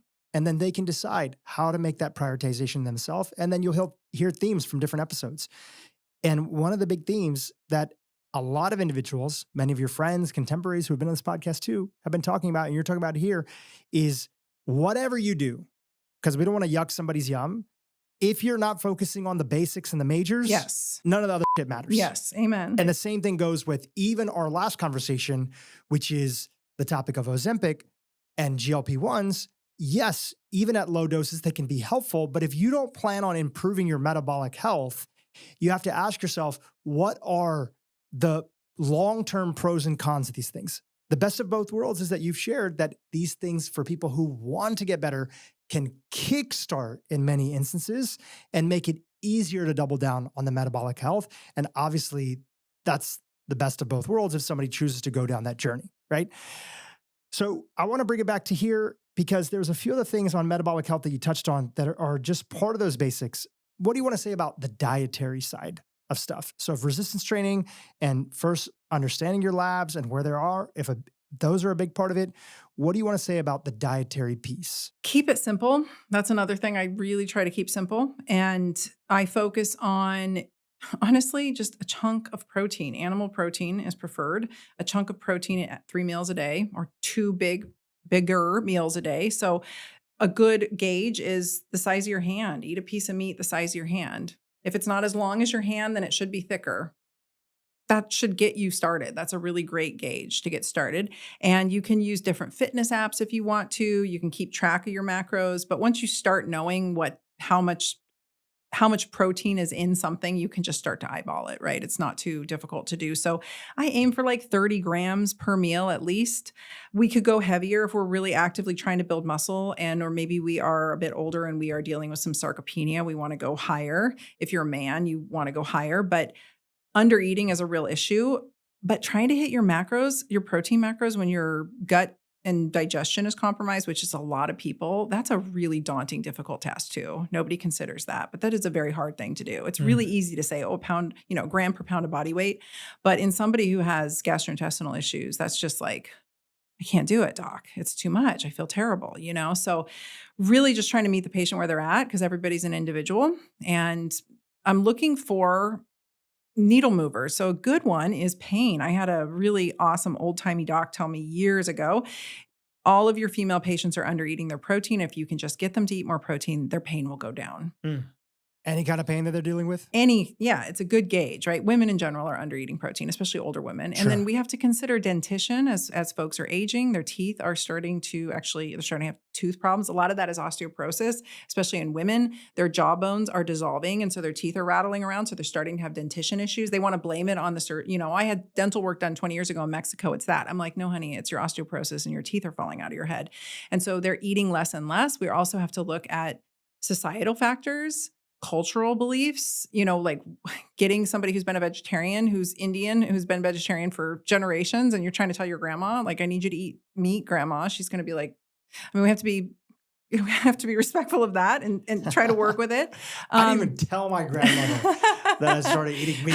She probably was she would have been, if you care about your grandparents' health, it's like, I want her to live as long as possible. Yes. I don't want her to die early because her grandson is now eating meat. Well, we have to look at money too. I mean, I've had patients say, I've got 5 kids at home and a husband, or I've got 3 boys that are football players and a husband. I can't even afford that much. Like, we just have to look at issues. But if you're cooking meat at home, yes, I know meat is more expensive than certain things, but actually when you look at people's budgets, nothing is more expensive than packaged foods. Of course. Yeah. And convenience stuff that's out there. It's just like trying to feed If you're going to cook at 2 or home. 3 boys, Sure. And a husband. Sure. And it's just a lot. And then there's even the concept of women. I've had so many female patients who have to cook their own food because their husbands refuse to eat that way and their kids refuse to eat that way. And they, for whatever reason, don't have the strength or don't have the position of power in the household to say, look, this is the way we're eating because I'm the cook. So she's making her own food over here. I mean, there's all kinds of factors to consider. But ideally, yes, we're getting adequate protein. And that would be roughly for women, I would say your average woman, 120 grams is a great goal. Not everyone's going to hit it, but that's a great goal for women, 150 or more for men. Animal protein is preferred. And the other part I want to mention, when women lose their partners, they stop cooking and they often will have a quick deterioration in their health because they stop eating and they start eating canned foods and packaged foods because they don't have anyone to cook for anymore. Wow. And so this is actually really common. And I took care of a lot of little old ladies that I inherited from my mentor, and their health was deteriorating and their protein was so abysmally low because they were alone and they were sad and they were lonely. Snacking is a lot easier than cooking up a meal when you don't have your husband. What's the answer if somebody's in that situation or somebody they love is in that situation? Protein powder. Or even, is it a bigger answer? Like, I know this is like such a complex issue, but is it community? Yeah, it is. Right? If we can find it. But unfortunately, like, community in many cases is church, and church loves to feed you a bunch of sweets and snacks and baked goods. It's hard. It's like trying to get our church to shift serving cookies. What I actually tell them is, like, if snacky foods are easier for anyone whose snacky foods are easier, I'm a snacky food girl. I grew up like latchkey kid eating whatever. I was like ultra carb addicted to ultra refined carbs. And so for me, beef jerky, meat sticks, hard boiled eggs, string cheese, whatever kind of like quick proteins we can do might be a better solution. And then like focus on one good meal. I don't know. That's what I tell my patients. Yeah. It's just, and chewing on beef jerky and chewing on stuff that's hard to chew on is really, really great for that bone structure and for your facial structure. So we don't want to stop doing that. Ground beef, however we can get it in. But when you're looking at, I've even seen this with women when their kids move out, they all go to college and they're like, it's just me and my husband. And they're so sad. Like, their whole purpose has just moved out. And that's all they've ever done is really like rearing their children is their life's work. And so we just have to take these things into consideration, because in the online health space and the podcasts and the influencers, we're all just like making these blanket claims. And then I'm hearing from these women in real stories and they're like, this is hard. So from there, I'm not afraid of carbs, especially if you're strength training, eat the freaking carbs. Just don't eat a ton of them. If you get your protein in first, you won't eat as many carbs. If you go for the carbs first, you'll eat them all up. You'll gobble them all up. So eat your protein first, then go after your carbs. Fruits and vegetables, big fan of fruits, not a huge fan of a lot of vegetables. I feel like they can really aggravate people with gut issues. So I know it's controversial, but I love the vegetables that are actually fruits. So zucchini, squashes, things like that. Those are actually fruits because they avocado. They have seeds. So eating plenty of that. If leafy greens, because a lot of people they think eating big salads with some chicken on it's, that's what they're supposed to do. But then their guts are a mess and they're having chronic diarrhea. So we have to be cognizant of that. A lot of people have gastrointestinal issues. So maybe play with your intake of your vegetables, leafy, roughage, cooked, uncooked. I really think cooked vegetables are the way to go. And for most people for absorption, not raw. So salads, I'm not a fan of salads. I used to do great on like raw salads, like 50 different things in it. And just naturally, I noticed that as I aged, that same salad that I used to love, and when I eat it younger, because at one point in time I was doing like the raw food diet. I wasn't even cooking them. Oh my gosh. When that was a whole trend that was out there. But you had great digestive juices then. Yeah. And that same salad now, it's like I feel bloated. I don't feel as good. So I cook my vegetables and I feel a lot better. I make a stir fry, chicken sausage, this, that, whatever. And I make a little breakfast stir fry and I feel a lot better and I can still get my vegetables in. But even me, not that like I'm about to turn 42, that's not that old. And 50 is not old, 60 is not old. If we like take care of our body is so resilient. But even for me to see like, wow, I'm not digesting as well as I did before. That's interesting to notice. So I've definitely seen that. Everything atrophies, including your gut lining. So your gut lining is atrophying, and with it comes all of the secretions that are supposed to be happening. So as that gut lining atrophies due to age, this is one of the other reasons I love GLP-1s is because I really do. I think that as folks age, their L cells, the parts of their gut that contain the L cells that are supposed to be secreting the GLP-1 are probably going through an atrophy. And they may not have such a vigorous GLP-1 production. And it's really easy to say, oh, just eat less and move more and take these herbs and your L cells will produce, these probiotics and we'll crank it up and we'll promote GLP-1 production. And I'm like, yeah, if their L cells are not totally petered out, and considering a lot of folks have gastrointestinal inflammation, IBS and bloating and distension, and a lot of people, my daughter is 24 and all of them have gut issues. It's crazy. Yeah. So these are just considerations. Like having actual patients in front of me, it's a whole different story than when I see the influencer crowd and their health advice. I'm like, that's hardcore, man. This doesn't fit everybody. Yeah. And I think the solution to that is more diverse voices that represent different population sets. Yeah. Right? Yeah. Like you coming in from the location that you're in, being the individual you are with the background, the patients that you took care of, including these little old ladies, you can come in and bring a different level of context that somebody may not have because they don't have that lived experience. So the more that we can feature people that have different backgrounds and are taking care of different people, the more that we're going to get real health advice, right? That actually can meet people where they are. And I will say, I generally took care of very active, healthy people. It was an aging cohort because I was doing regenerative injection therapy. So these are people who had bunged up joints. But for the most part, I only accepted people who were quite fit. So very good body composition, generally speaking. I was not taking care of sick people. My practice has always been, I'm pretty picky. There's an application process. Like my whole angle was that I keep active people active. So yes, I inherited a whole group of people from my mentor and I inherited these little old ladies, but those little old ladies were very active. I was not taking care of sick people. These were not complicated, complex cases. So even in that group, what I'm telling you is happening. So, for the audience listening, for anyone who's maybe been, there's so much great free information out there online, and I appreciate all of the contributors to it, but there's also like reality of physiology, and we have to honor that too, because I see 65-year-old women trying to follow the advice of a 25-year-old strength and conditioning coach online. And I'm like, may have a mismatch a little bit. So how we got on that topic is we were talking about dietary things. Yeah. Right? You had a few rules that you wanted to share, especially if you're strength training. Don't worry about the carbs. Don't overdo it. Don't overdo the added sugar, etc. But don't be fearful of carbs. In fact, going low carb, super low carb for long periods of time can be not great for women. And I've heard multiple people on this podcast talk about the damage that a lot of women in particular that'll can do, destroy your gut lining. right? That'll destroy your gut lining, maybe other components that are there. Probably not great for men too. Anybody, long-term super low carb. And I totally respect the fact that there are people in this whole ketogenic, metabolic brain health that truly feel that that's what gave their life back. Yes. Or they're suffering from such bad autoimmune conditions that the only thing that worked for them, even as a medical doctor, was going on a carnivore diet, right? I can respect both aspects of those things. So don't fear carbs. Make sure you adequately get your protein. You gave some different rule of thumbs for that.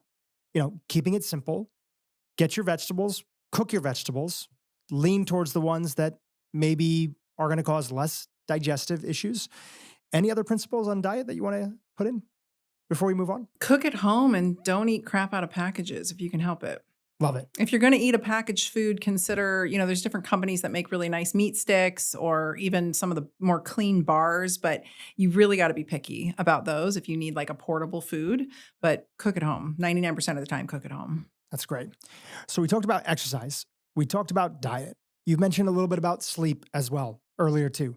We talked about the importance of community a little bit briefly. Anything additional that you want to say about that? Friendship, community, finding your tribe, and the importance that plays into modulating stress, connecting to your life's purpose. Anything you want to say about that?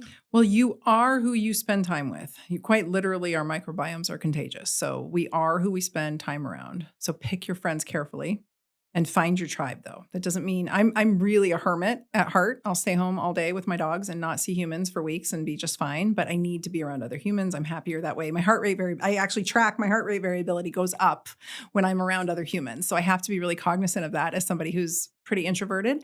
So finding people, but make sure the people that you choose to spend the most time with, if you really want to optimize your health, you have to consider their health. And I don't mean to be judgmental, but that is a real thing. We really do share our chronic degenerative illnesses with one another through our microbiome. It's not just habits and, lifestyle. So that has to be a consideration in there. And I see that a lot with folks who are maybe having lots of struggles in their health, getting dialed in, and then, their partner's incredibly unhealthy.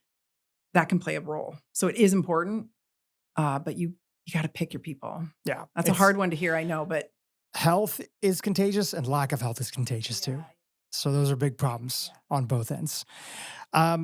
Any other big components that are there? Sleep? Sauna. I'll throw sauna in. I do. Sauna in? Just getting hot, getting hot. If you can't afford sauna, I don't care what kind of sauna it is, just get hot.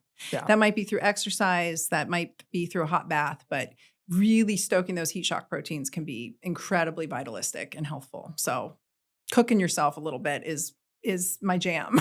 Yeah. Some temperature variation, some positive stress that we're bringing into the body to add some resilience. Yes. And I am not keen on protocols. Just get hot. Get as hot as you can. 2 tolerance. Water is a beautiful, beautiful tool and treatment. In naturopathic medicine, we call it hydrotherapy. It is 2 tolerance. It is to stoke vitality. And that is a different temperature for everyone. So you can listen to all the gurus and you can put yourself at potential risk if you have cardiovascular disease, or you can just take it to tolerance.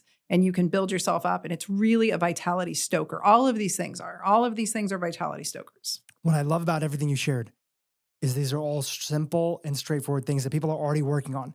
They just might need to give a little bit more attention to them. And generally speaking, if you find somebody coming in and they think like, look, I'm living pretty healthy, but my midsection is getting wider. I'm looking more like a potato as I get older. The potato. Right? My labs don't look great, and I'm aging and I feel like I'm aging in the wrong direction, but I want to get metabolically healthy. They hear about these main components. Yeah. They take it seriously, and it's not their full-time job, but they take it seriously. They're working on it every week. They might be including in a different habit. Maybe they're focusing a little bit in on their diet, then strength training, then their sleep, or in whatever order that you come up with them.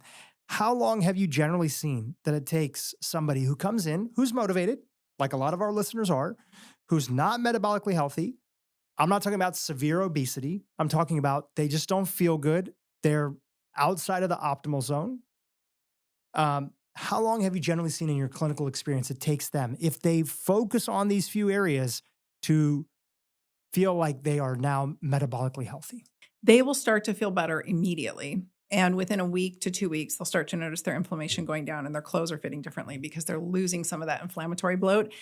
Labs will not change for 90 days, but that doesn't mean that the goodness is not happening during those 90 days. So it really is like within 30 days, they come in and they say, I feel awesome. I want to rerun my labs. And I say, no, because they're going to look the same. Don't waste your money.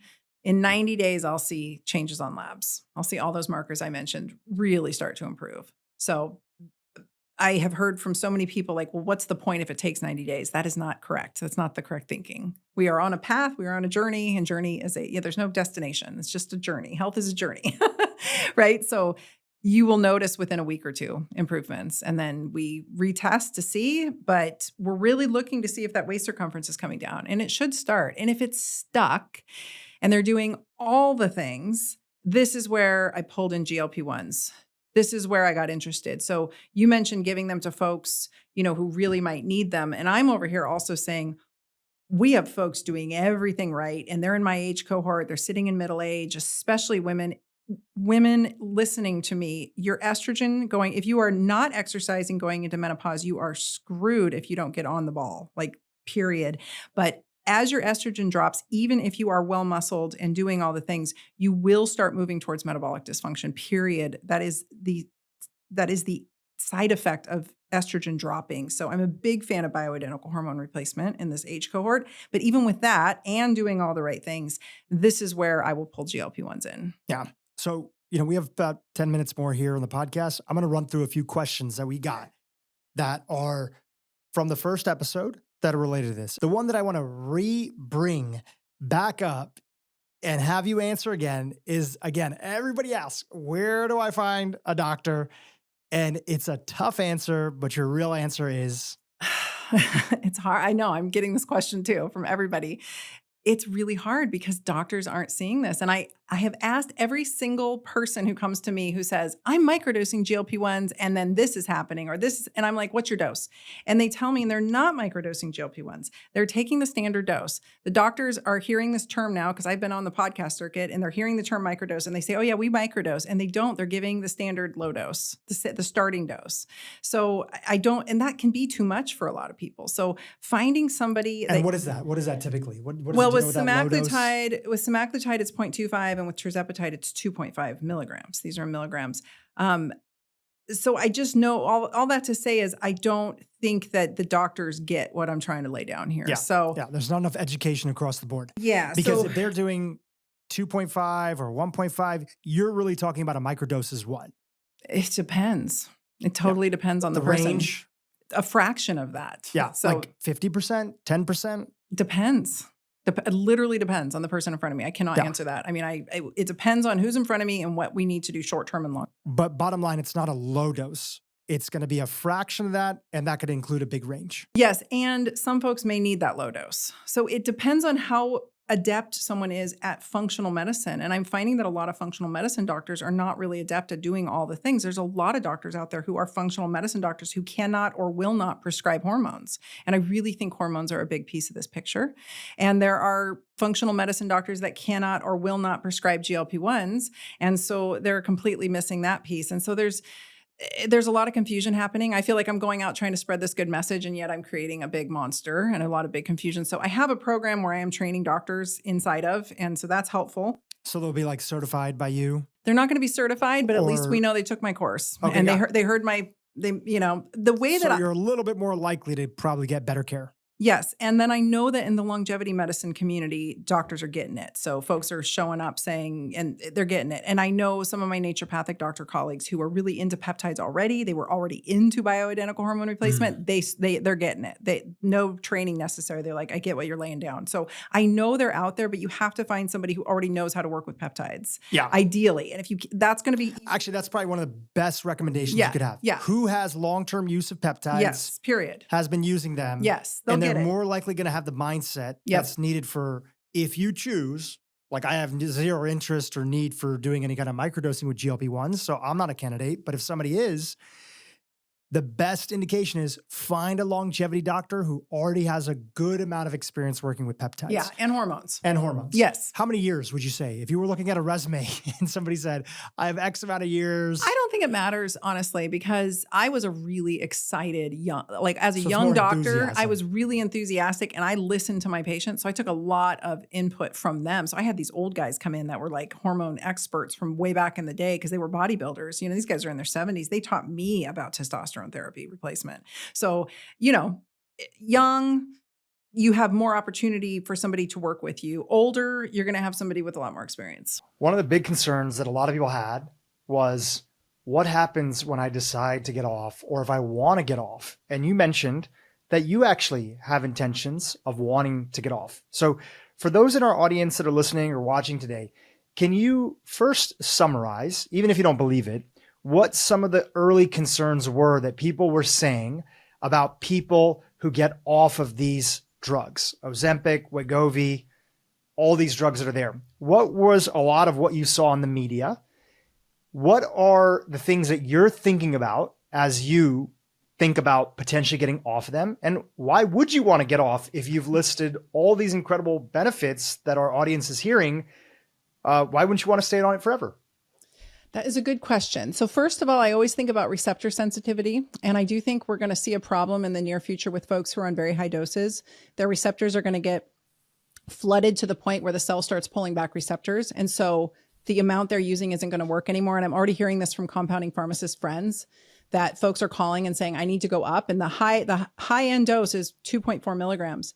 And they're asking for 3 milligrams because it's just not working anymore for them. They're probably not doing all the other things though. They're probably just using, I'm guessing, why would you have anyone at that high of dose? I don't know, but that's what's happening in the world. And I think that's going to happen to the general public at large that's being put on these mamsy-pamsy and not doing all the other lifestyle modifications.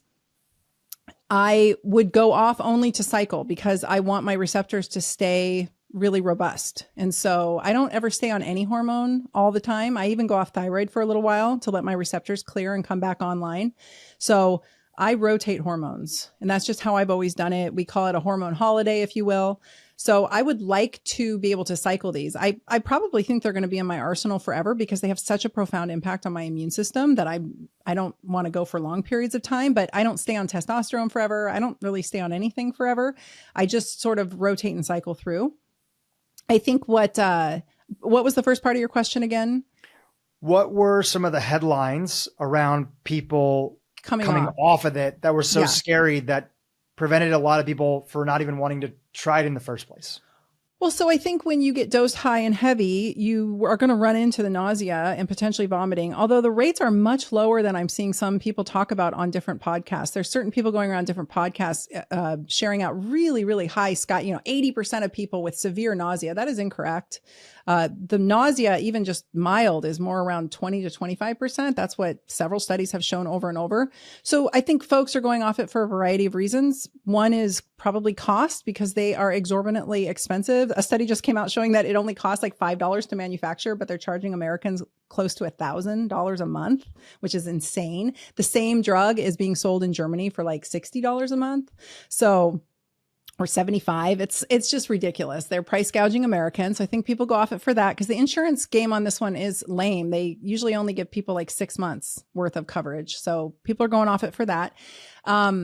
People are going off of it, like I said, probably because they're having some severe gastrointestinal side effects that are not fun. I'm hearing from a lot of my followers, they're like, I'm trying your microdosing strategy. And it turns out they're actually just going on the lowest dose possible from the pens, the pre-filled pens. And it's way too high and they feel awful. So I get why they're going off of it. The concern is that all the weight's going to come back. And the studies actually show that. So really high rates of weight recurrence, of weight gain recurrence. But there's newer studies showing that those who exercise during, there's a whole subset of people that they've studied that exercise was not part of the program. So those who are exercising regularly, any kind of exercise, really, they didn't really specify, just getting 150 minutes a week. Those who are tapered down, so slow increments down. And I even saw some doctors out of Italy talking about how they're just using it low. Their version of low is different than my version, but they're calling it individualized dosing, and meaning you just take the patient up to where they're getting symptom relief and they're getting the results they want. And you don't have to crank it up into the sky high level. So I think we're going to see more of that in the allopathic community, even at large. I think doctors are going to realize like, oh, I don't have to go to this 2.4 milligrams just because that's what the studies show. We can actually just take people up to, you know, if they're good at 1 milligram or if they're good at a half milligram, whatever it may be, that they can bring people, and that's still much higher than I dose, but they can bring people up there, and they don't have to bring them into skyrocketing levels, so you can titrate them lower. Some people are just on a maintenance dose, a very low dose, and that might be, you know, spread out over a couple weeks. So there's different varieties of dosing strategies that are happening that are allowing people to maintain the weight loss. And I've heard from several people of my following say, I was on it. I'm doing all the things that you preach. I do all the lifestyle. I'm in the gym. I'm doing the stuff. And I went off of it and I've maintained the weight loss. And like I told you about my friends that got themselves into ketosis and then just discontinued for whatever reason, they've maintained it. They lost weight. They went into ketosis. So I'm not really sure, but I feel like there's a lever being pulled in the body. And the goal of the physician is to figure out how to pull that lever at the lowest dose possible. That's my strategy. That's really the message I'm trying to bring, is how can we kind of reset the circuit? It's almost, I felt it myself. And this is what I kept telling my husband before I went on them. He's an electrician. I said, you know, like when the breaker blows in the house and you have to go reset it. He said, yeah. I go, that's what my brain feels like. I feel like I just need someone to come in and like reset the breaker.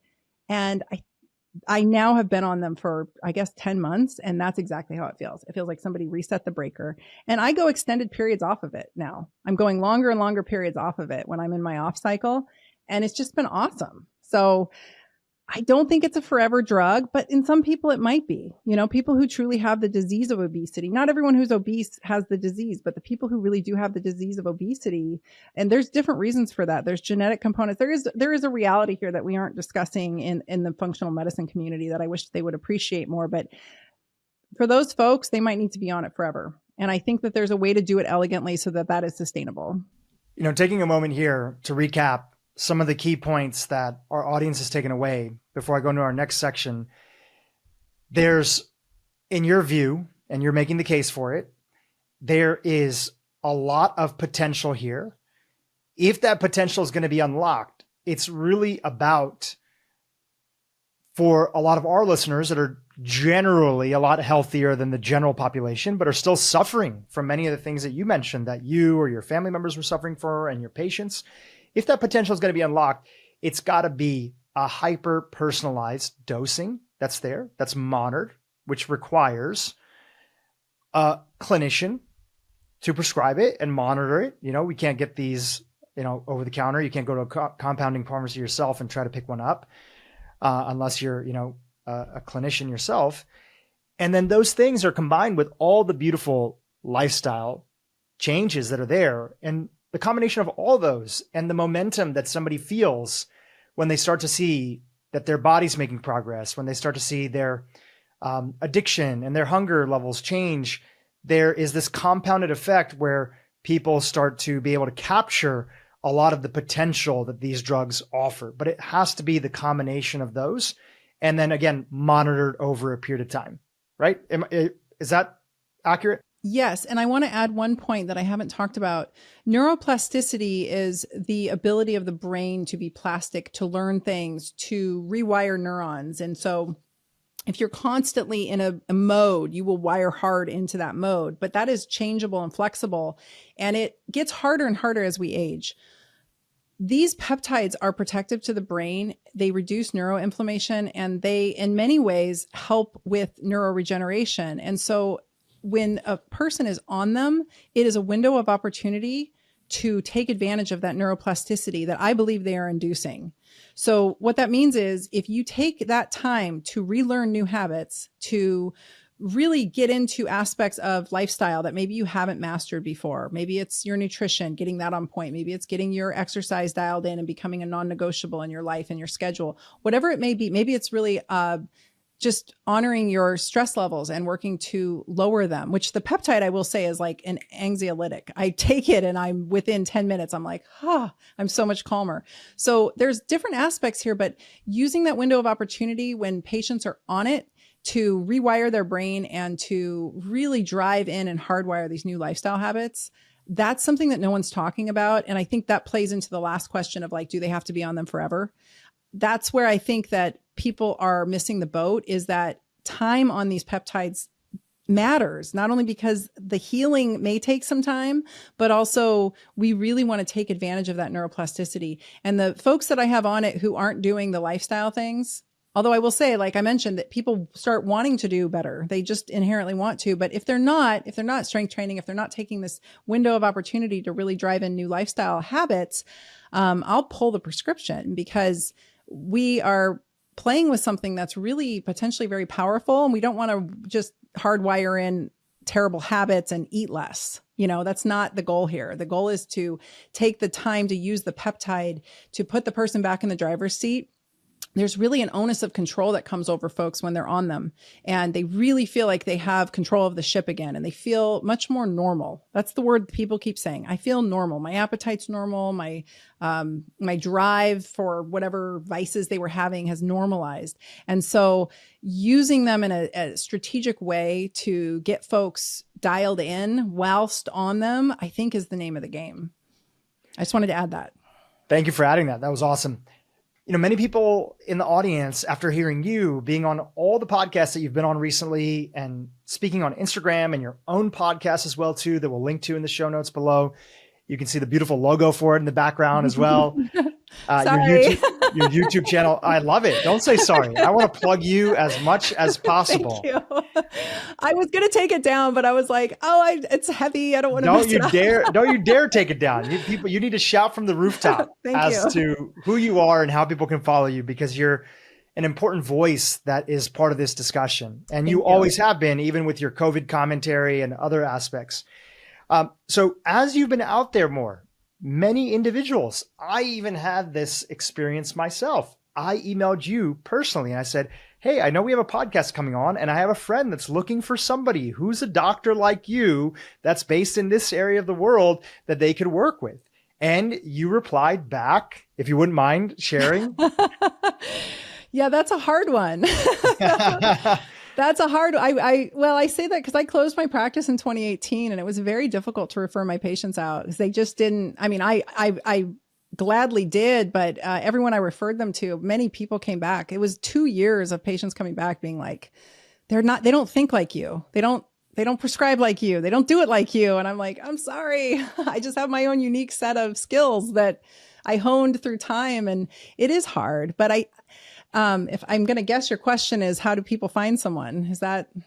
Yeah. How do people find someone? And more importantly, because I know the answer to that a little bit, is that what are you doing to educate more individuals and practitioners? You have an amazing course. I'm actually kind of going through it right now. So I'd love to plug that and have you chat about that as well too. Oh, thank you. What are you doing to raise awareness so that this becomes more accessible? Because in an honest way and in a nice way, we are bursting people's bubbles a little bit after getting them hyped on all the therapeutic benefits of these peptides at microdoses combined with the lifestyle factors.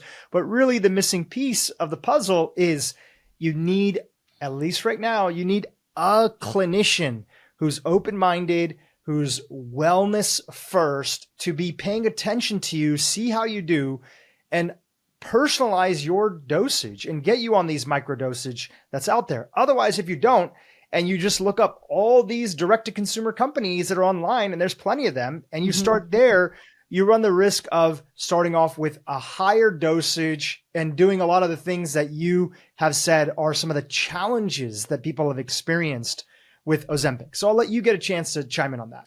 Thank you. Well, education is primary. And so my goal with coming on all these podcasts and trying to get the message out is just getting people educated. And I've got a cohort of people who say, I don't want to take your class. I don't want to take your course because it seems like it's just for doctors. And I'm like, no, it's for everybody, because something that I learned, I was honored to take over my mentor's practice. He died of cancer. And he was a brilliant doctor, and he was really great with regenerative medicine and hormones. And I had so many of his patients teach me about hormones. They were these guys in their 70s and 80s. They had been bodybuilders or ex-athletes, and they were still incredibly fit and you know, just oozed vitality. And they taught me how to do a lot of this medicine that I ended up doing in my practice with many of my patients, because they taught me about hormone cycling and they taught me all these nuances. Getting educated and knowing what it is that you're after is 9/10 of the equation. An open-minded doctor who is interested in learning, if you come to them kindly and you say, look, I have all this literature, I'm interested in trying this, and here's actually the strategy that I would like to use. I was very open to that as a physician, and I know many would be. In fact, I'm hearing back from people in my course saying, my doctor was pleasantly surprised to know that I just wanted a very small dose. You know, like most doctors are not opposed to dosing as low as possible on a drug. And so even the starting dose of the brand names, the pens, might be low enough for many people, especially if they've got extra weight to lose. And so inside my program, I have a whole module on how to find a practitioner, how to find somebody to help you, you know, step by step. And it's working. I'm getting feedback from people saying, you know what? My doctor said yes, or I went outside of my traditional primary doctor, because you probably are going to have to find somebody, and you might have to pay out of pocket probably to find somebody who's going to work with you on this. But finding somebody who's open-minded in the longevity space or the functional medicine space. Some people are sending their doctors in to buy the course, which I think is very cool, and they're doing it, and it's been great. The other piece is that if you're educated and you're empowered and you know what it is that you're looking for, you actually know what side effects are, you know what because the part of this puzzle is the bioidentical hormone replacement too. And a lot of people need one of those hormones that I talk about in there. You know, maybe it's adrenal, maybe it's thyroid at the very least. Just knowing what you're doing and knowing what the symptoms are, knowing what the side effects are, knowing just kind of how to navigate the landscape, it's so empowering. And so that's what I'm trying to do with this course. I wanted to put my clinical reasoning for helping patients optimize their metabolic health somewhere affordable and put it all in one place. And I'm not done building it out yet. I've still got a few modules to add, and it's becoming a little bit of a beast, but it is so good. I have to say, I don't know what you think, but I am so proud of what I put in there, because it's the culmination of decades of clinical experience, and not only mine, but my mentors on top of that 20 years. So I just want folks to empower themselves through knowledge, because when you know better, you do better. And blindly trusting a doctor to apply a therapy to you that you know nothing about. I mean, we saw where that got us the past few years. I'm not a fan. I've never been a fan of that strategy. Inside my course, the way that I teach the lessons, the way that I talk on my podcast is exactly how I talk to my patients. And the way I'm talking to you today, like, I want people to have the knowledge that they need, even if it's more than they think they need, so that they can go in just armed with education and that way, and data. I have 20 some pages of all the studies that I'm finding. My assistant puts them in every week, and it's just a library of studies in there, so that basically, and it's organized by condition. So if you are struggling with a certain condition, then you can go to that data and look through it. And hopefully it teaches people to take the bull by the horns and learn to Google things themselves too. I mean, that's part of this, is like, I want to teach people how to think and how to start looking and how to start researching, because we saw in the past couple of years that blindly following, 3-letter agencies and what have you is just, it was not the way. That's not the way. We are living in a landscape where if you don't have a basic knowledge of nutrition, health, strength training, just how to take care of yourself, then I think you're a sitting duck. So I'm really trying hard to put a comprehensive amount of knowledge. It's not just about GLP-1s into one place. And that's my course. And if that's not your cup of tea, I have the 4-part video series, which is free. And I have multiple podcast episodes about it, which are all free. And those have gotten a lot of people very far. They started with that. They found a practitioner just based on that. They never bought anything. And they're messaging me too, saying, you have profoundly changed my life. Thank you so much. Like, here's a before and after picture of me. Here's where I was. Here's where I am now. And it was just because they watched a few hours of free video content. So I'm trying to provide something for everyone to get people started. And I'm really passionate about this, because I think done correctly, this peptide has the potential to really impact the human species in a positive way. Well, one thing everybody can do, and we still have a few more questions here, if you have time, of course. Yeah, go for it. One thing everybody can do, we're going to link to in the show notes, but I just want to share the screen over here for those that are following on YouTube. Your 4-part video series is called Ozempic Uncovered. And you can go to your website, drtyna.com, obviously spelled with the Tyna. And they can go, we'll link to in the show notes, Ozempic Uncovered, and they can sign up for free over there and they can go part of this 4-part module. And it's a fantastic overview going deeper into a lot of the topics that we covered here in today's podcast episode. So you can find the link for that in the show notes on YouTube as well as on the audio side of it too, Apple and Spotify. Thank you. And we're adding to that. My team and I met yesterday, and we're going to add a few more videos to that and a bit more education, just because since launching that in February, I've gotten so many questions, and a few questions are coming through on a theme. And so we want to make sure to address that in there too, because we really just want people to, again, just be able to even share that free video series out with their physician, just to maybe start getting them thinking about what it is that I'm trying to lay down here. Yeah. And one thing that I've found very helpful, it just even my process of helping a friend who was looking for somebody to be a doctor that would go on the journey with them, is I even just sent them one of your podcast episodes, and that doctor listened. They had an open mind about it, and they were, okay, this is not an area that I'm in other aspects, peptides, etc., but I haven't done a lot here, but let's learn together and let's go on this journey together. And I think that's a beautiful thing. That's kind of like the early days of medicine, and they're talking to other people and they're getting more education themselves. So I love this. Yeah, that's exactly what I'm trying to do. I love this. Thank you. Yeah. Is there any part of you that, if there is something that does at all worry you or occasionally keep you up at night about this area, this conversation as a whole, Ozempic is part of it, but really just our larger obesity epidemic, what would that be? What are some of the things that still weigh on you about the concerns of, if we don't navigate this epidemic right, if we don't navigate the medication dispersal right, these are the potential consequences to humanity. Yes. I've been thinking about this for decades, and really, I'm 50 years old, and I watched our species move into obesity. There was like 1 or 2 obese kids in our whole school when I was growing up, and they had true glandular issues. And so I've watched this evolve over the many decades, and it's greatly concerning, because I also know the fertility impact that obesity and type 2 diabetes has on the mother, the offspring, the epigenetic coding to the offspring. So these babies are coming out having been bathing in insulin for 9 months, and then even the breast milk in the mothers who are in a metabolically compromised state is contributing to this. And these kids are pretty much flagged epigenetically for a life of obesity and diabetes themselves. And we're a couple generations into this. So that really weighs heavy on me. And I do think that the blanket application of these GLP-1s at high doses without proper counseling, without proper education, without a comprehensive program in place. I mean, I think doctors need to be having group coaching programs. They need to be having nutritional therapists on staff, registered dietitians. There needs to be, or maybe the hospitals can launch these programs, but we've seen this with we've seen it work with diabetes, with other conditions. When you have a comprehensive program, especially something that brings in group coaching, the results are really profound. And so done right, remarkable, miraculous outcomes are possible. Done badly, what's going to happen is these folks who go into this metabolically busted, they've already got pathologic muscle. Dr. Gabrielle Lyon talks about that a lot. Not all muscle is the same. So they've already got pathologic muscle. It's marbled. It's not good, strong, well-trained skeletal muscle. It's not signaling correctly, because it's really an organ of endocrine action too, so it's fat. And so they go into this, they start cranking the peptide at high doses, and then they're not given any proper counseling, or maybe their compliance is not great. Maybe they're not taking it seriously. So they're still eating junk food. They're just eating less of it. I hear about this a lot. I'm not judging anyone. This is true stories.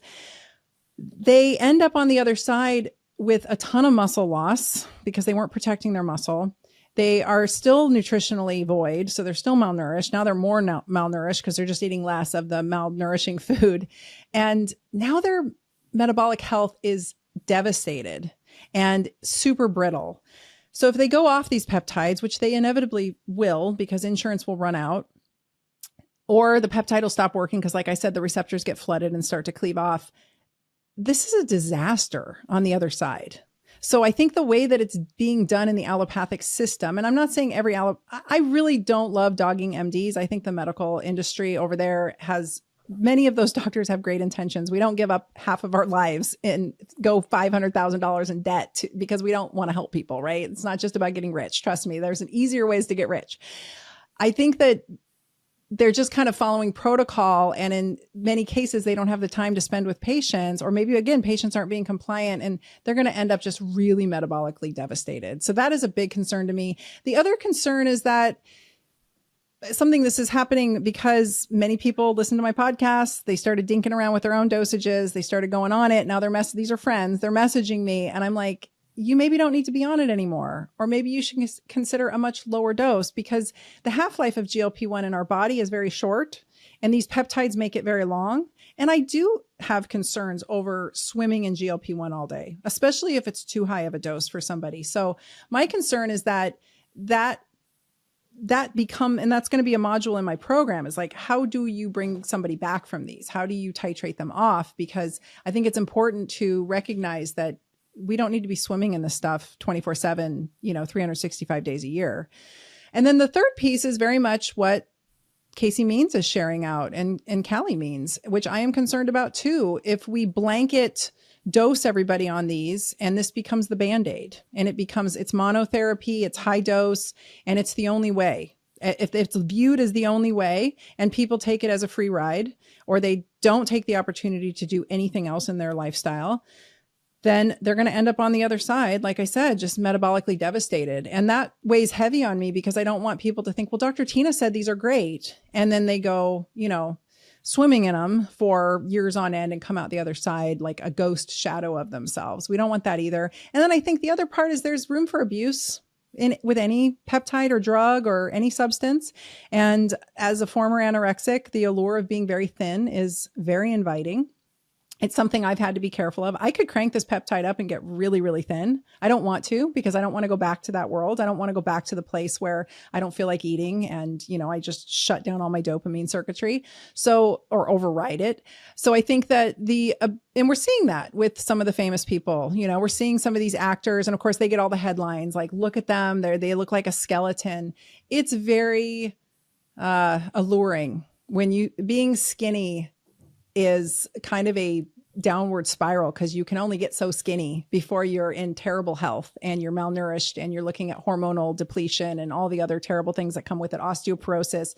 This is a really bad place for older women to be in. We don't want to be too skinny as women as we age. Ladies, listen to me. You lose all the weight, your face is going to sag, your butt's going to sag, whether you have Ozempic on board or not, but I'm more concerned with their bones. We do not want people breaking hips and fracturing hips. And so having adequate muscle mass, but having body weight on us in the form of some adipose tissue is important too, because that's where we store our hormones. So anyway, I know it's a long answer, but I do think about this stuff.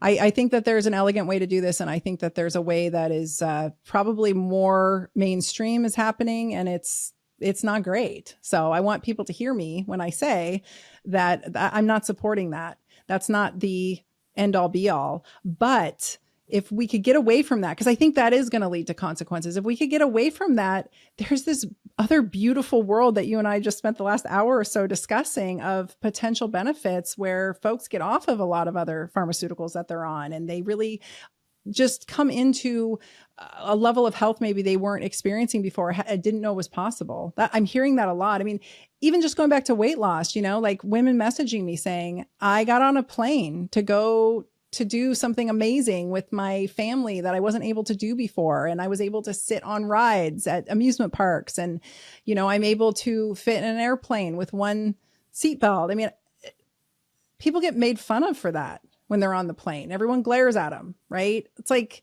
they don't want to feel like that. So these people are in jail in their own bodies. And there's got to be a place in the middle where, like, Casey Means and myself, because I love her and everything she says in her book is 100% true, but I feel like there's a place where we can meet in the middle, because we're both physicians and we both understand nuance and we both have treated patients. And I don't think we have to, I'm in complete agreement with them both. Actually, it was really hard to debate Callie on Mark Hyman's podcast, because I'm like, I agree with almost everything you're saying, but we just got to get some of the facts straight. So I don't know. There's a world of nuance I wish people would embrace. Well, one of the ways that we get there is more conversation, not less. And you are bringing, a new perspective into this conversation. And as you mentioned, you're a fan of Casey and Callie. I'm really close friends with them. I'm an investor in both of their companies, and I appreciate what they're bringing to the table. And the hope is that we all get to discuss, that the audience hears the conversation and they see us all grow together and learn more. Because ultimately it's the consumer and the layperson, the person who's struggling with their health, that ends up finding better solutions, because that's what we all want.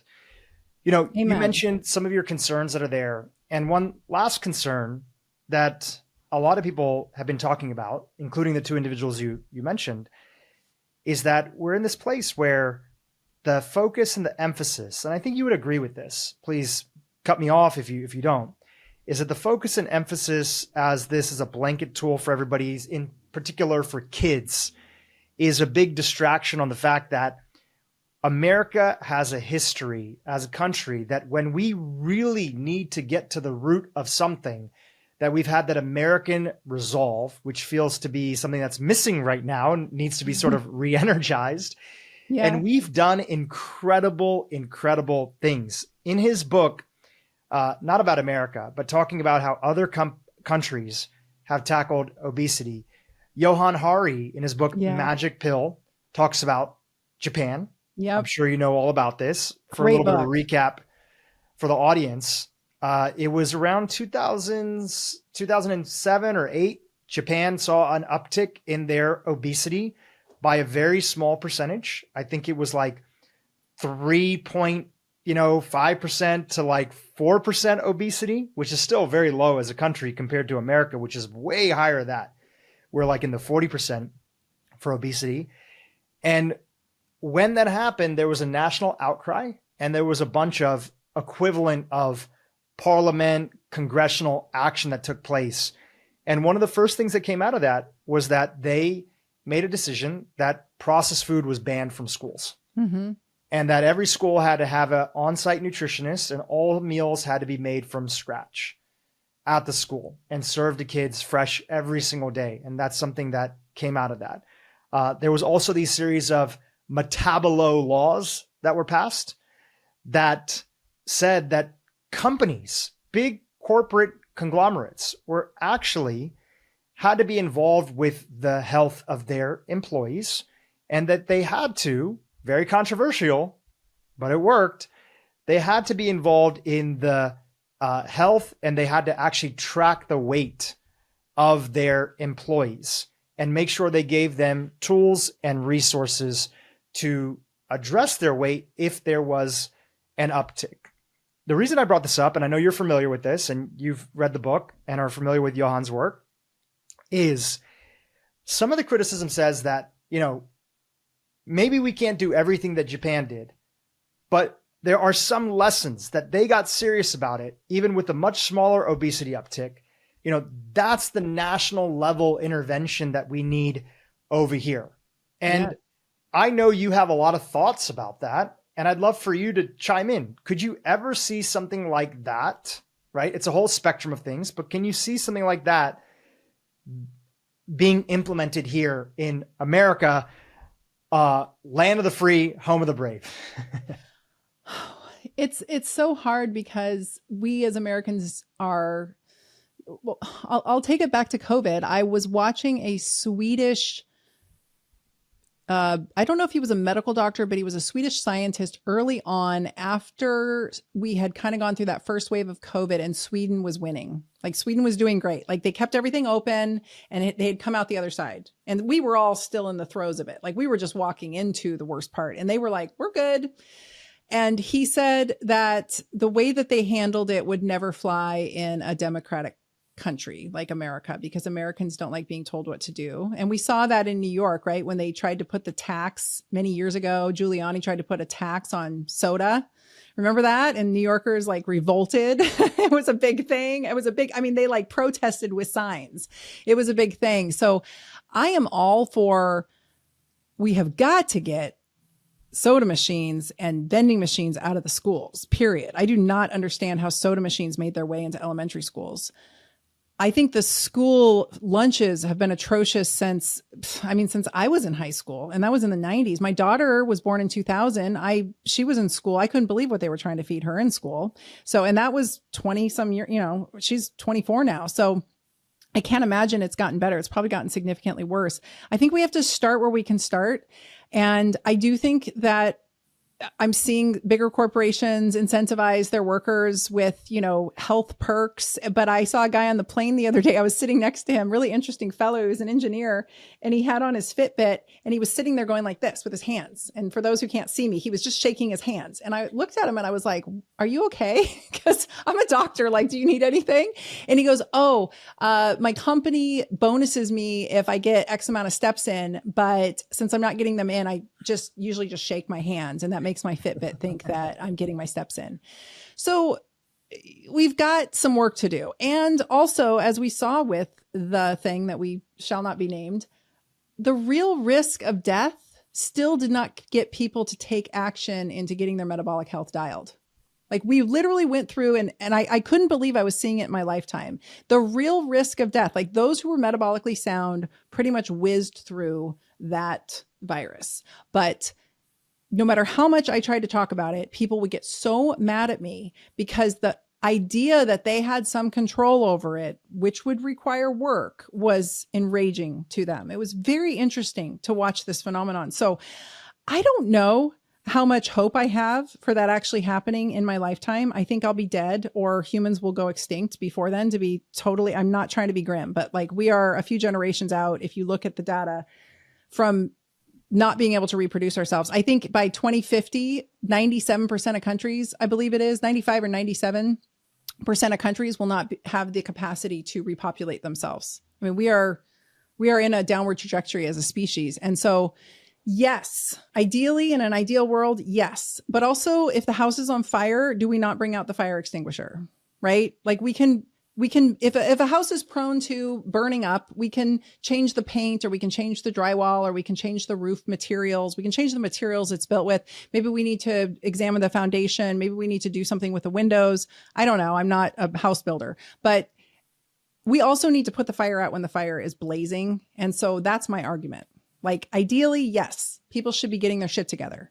That the only way out is through, and no one's coming to save you. I've been saying that for, I don't even know how long, but also, and yes, the schools do not have your best intent. Schools are, in my opinion, just places to go to get brainwashed. Like, I'm not a fan of public school anymore. I have taken some different strong stances since raising a child in all of it. But that said, we have to do something to help people and meet them where they're at. And so if I have tools available and I can pull levers to do so, I'm going to pull them. And that's really my stance, is we need to do both.